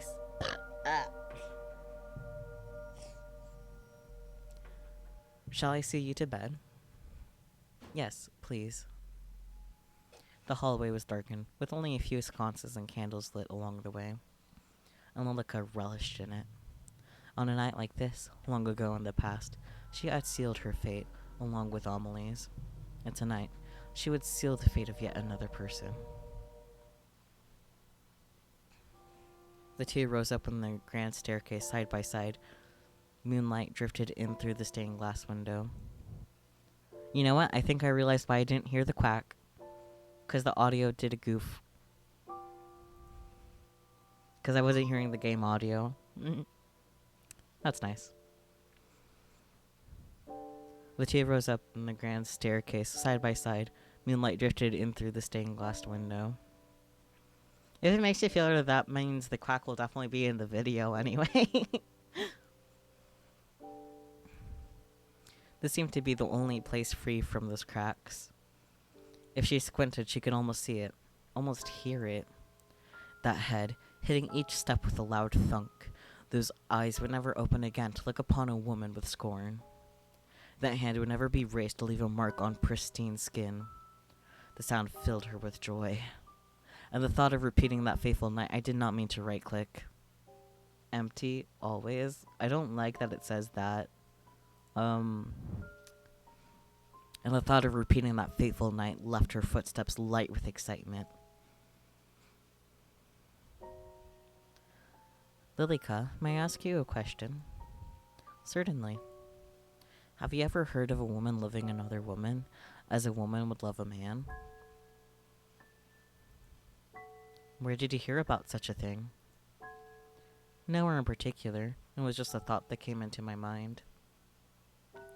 I think you're overtired because of all the excitement, Amelie. I think it's best you get some rest. The gaze? Yes. there's a lot of gayness in this. Yes, alright. Good night, Lilica. Lilica, who was seated on the edge of Amelie's bed, stood with unsteady feet. Standing in the doorway, she looked back at Amelie. Good night, Amelie. Sleep well. Tomorrow, everything will be better. Lilica stepped out of the bedroom, shutting the door softly behind her. The hall was still dark, with only a few candles to light her descent. It was quiet. Everything was asleep. The eyes that followed Lilica wherever she went were closed. The voices that crept up from between the floorboards were silent. Somehow, they only made Lilica more uncomfortable. But that didn't matter, not now. She knew where she was going, and what she must do. She inched closer and closer to that door that held behind it a sickness named Sophia. It was closed tight.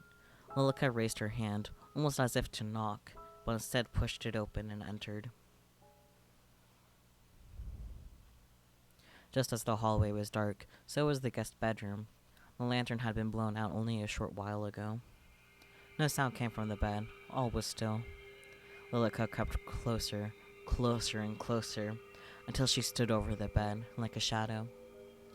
The woman underneath her kept her eyes shut tight. Her face was calm and serene. Lilica couldn't help but smile as her hands wrapped around her fragile, pale neck. Her fingers dug into Sophia's flesh, so soft and easily bruised. Still, she didn't even shift.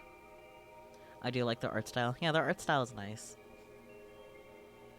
For some reason, that made Lilica even more furious. But as the young woman made Sophia laid as still as a statue, her mind wandered back to another that had once done the same in this very house. Oh, oops, strangling time. Indeed.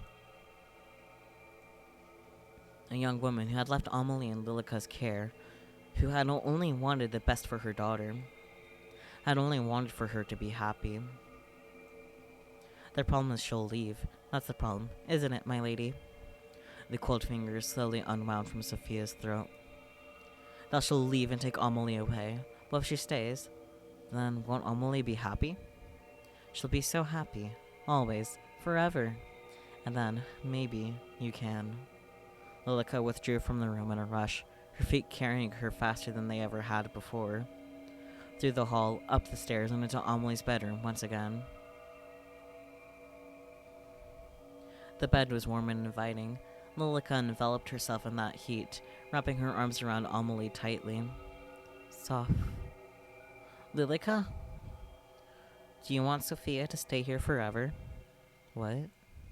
She will leave if we don't do anything about it. She'll leave and you'll never hear from her again. That's not true, Lilica. She wouldn't just do that. My dear Amelie, I spoke to her just a moment ago. She was already packing up her bags. At that, Amelie rubbed at her eyes and sat up. It can't be true. Go check for yourself. Amelie, not wasting even a single moment, walked towards her door and peered down. From here, the moon was shining in through the stained glass just right, illuminating the hallway below. In the distance, a shadow can be seen moving. Lilica smiled. See? Lilica picked up a toy doll that still sat on Amelie's bed, a relic from the past. Its straw-colored hair almost seemed to stand on end. Don't you want to keep her here? Don't you want her to be like this doll? Keep her here?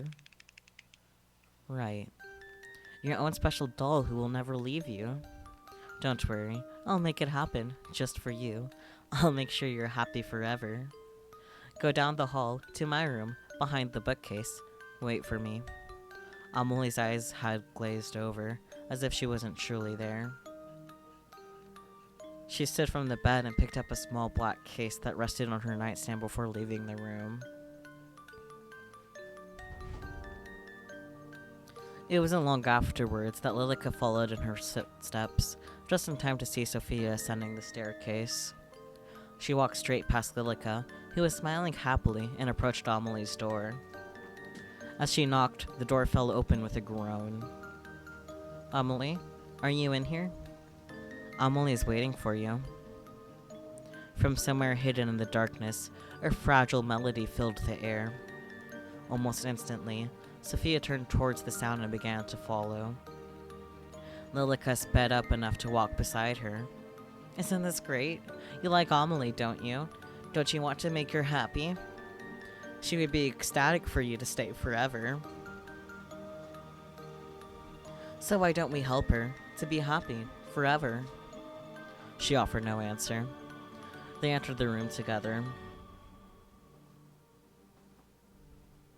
In the center of the room, surrounded by candles, Amelie sat, her skirt fanned out around her. Spread out over the floor were piles of letters.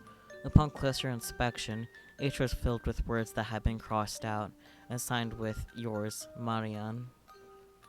Amelie, are you awake? Her eyes were shut tight, yet her hands moved enough to play the sorrowful tune. Please listen to me, Amelie. Lilica she isn't... I'm not what? You're going to leave her, aren't you? Lilica shut the door, dragging the heavy lock across. In response, Sophia rushed backwards and tried the handle to no avail. Amelie's eyes finally opened. In place of her usual golden eyes was the glare of deep red. Amelie, snap out of it. Please, snap out of it. You want to take her away? Amelie, please. One at a time, Lilica blew out the candles on the floor. The room was plunged into darkness. Amelie fell forward, her body exhausted. It's nice to meet you, Sophia. I'm sure we're going to have a fun time living together. Since you'll be staying with us after all, right?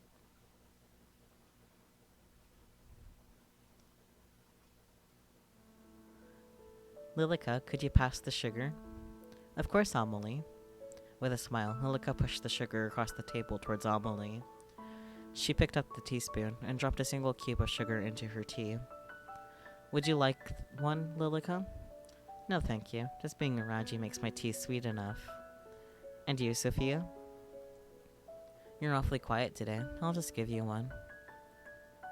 Next to Amelie sat Sophia. Perfect and pristine. To Amelie's eyes, at least. But Lilica saw the truth. Her flesh convulsed and pulsated, and her eyes bulged from what was once her head. The shape of Sophia was gone, and in its place was a mound of a person who used to be. Lilica smiled. You know she likes sugar in her tea. There's no need to ask. You're right. I'm so happy. Sophia, Lilica, you're both so important to me. Thank you for being by my side. Anytime. Isn't that right, Sophia? Excuse me. Yeah. From now on, it's just the three of us.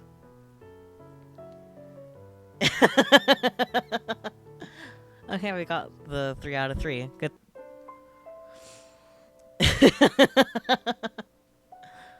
Man. I wonder what happens if I hit continue. So I guess if I actually saved anything. But I didn't. Well, that was a fun time. Don't you guys agree? Fun's definitely the word for it, right? Right?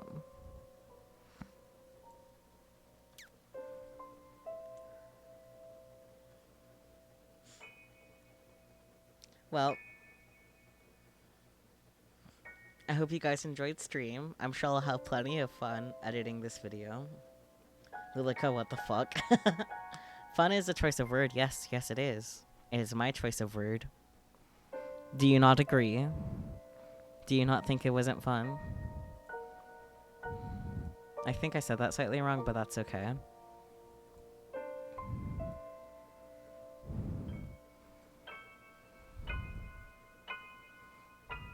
Well, I know I had fun even if you guys didn't, so...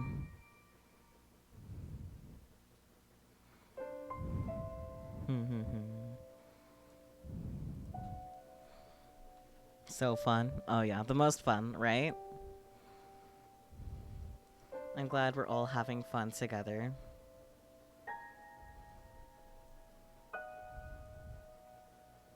Love the Banui ears as badge. 10 out of 10. Yes. If you like it so much, you should sub, and then you get your own little set of Banui ears as badge. Get your own little Banui ear badge.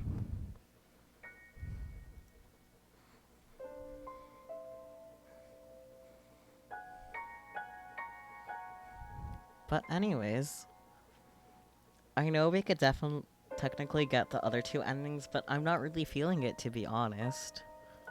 So, um, Naps is still live, so let's go raid Naps. As much as I want to raid Daifuku out of habit, it's been a while since Naps has streamed. It's his first time streaming after a while, so let's go say hi to him. So yeah, let's go say hi to Naps. Raid message, Banui raid. Yeah. Thank you guys so much for joining, and I hope to catch you all tomorrow when I'll be streaming some Nep Nep. Alright, let's go. Bye bye.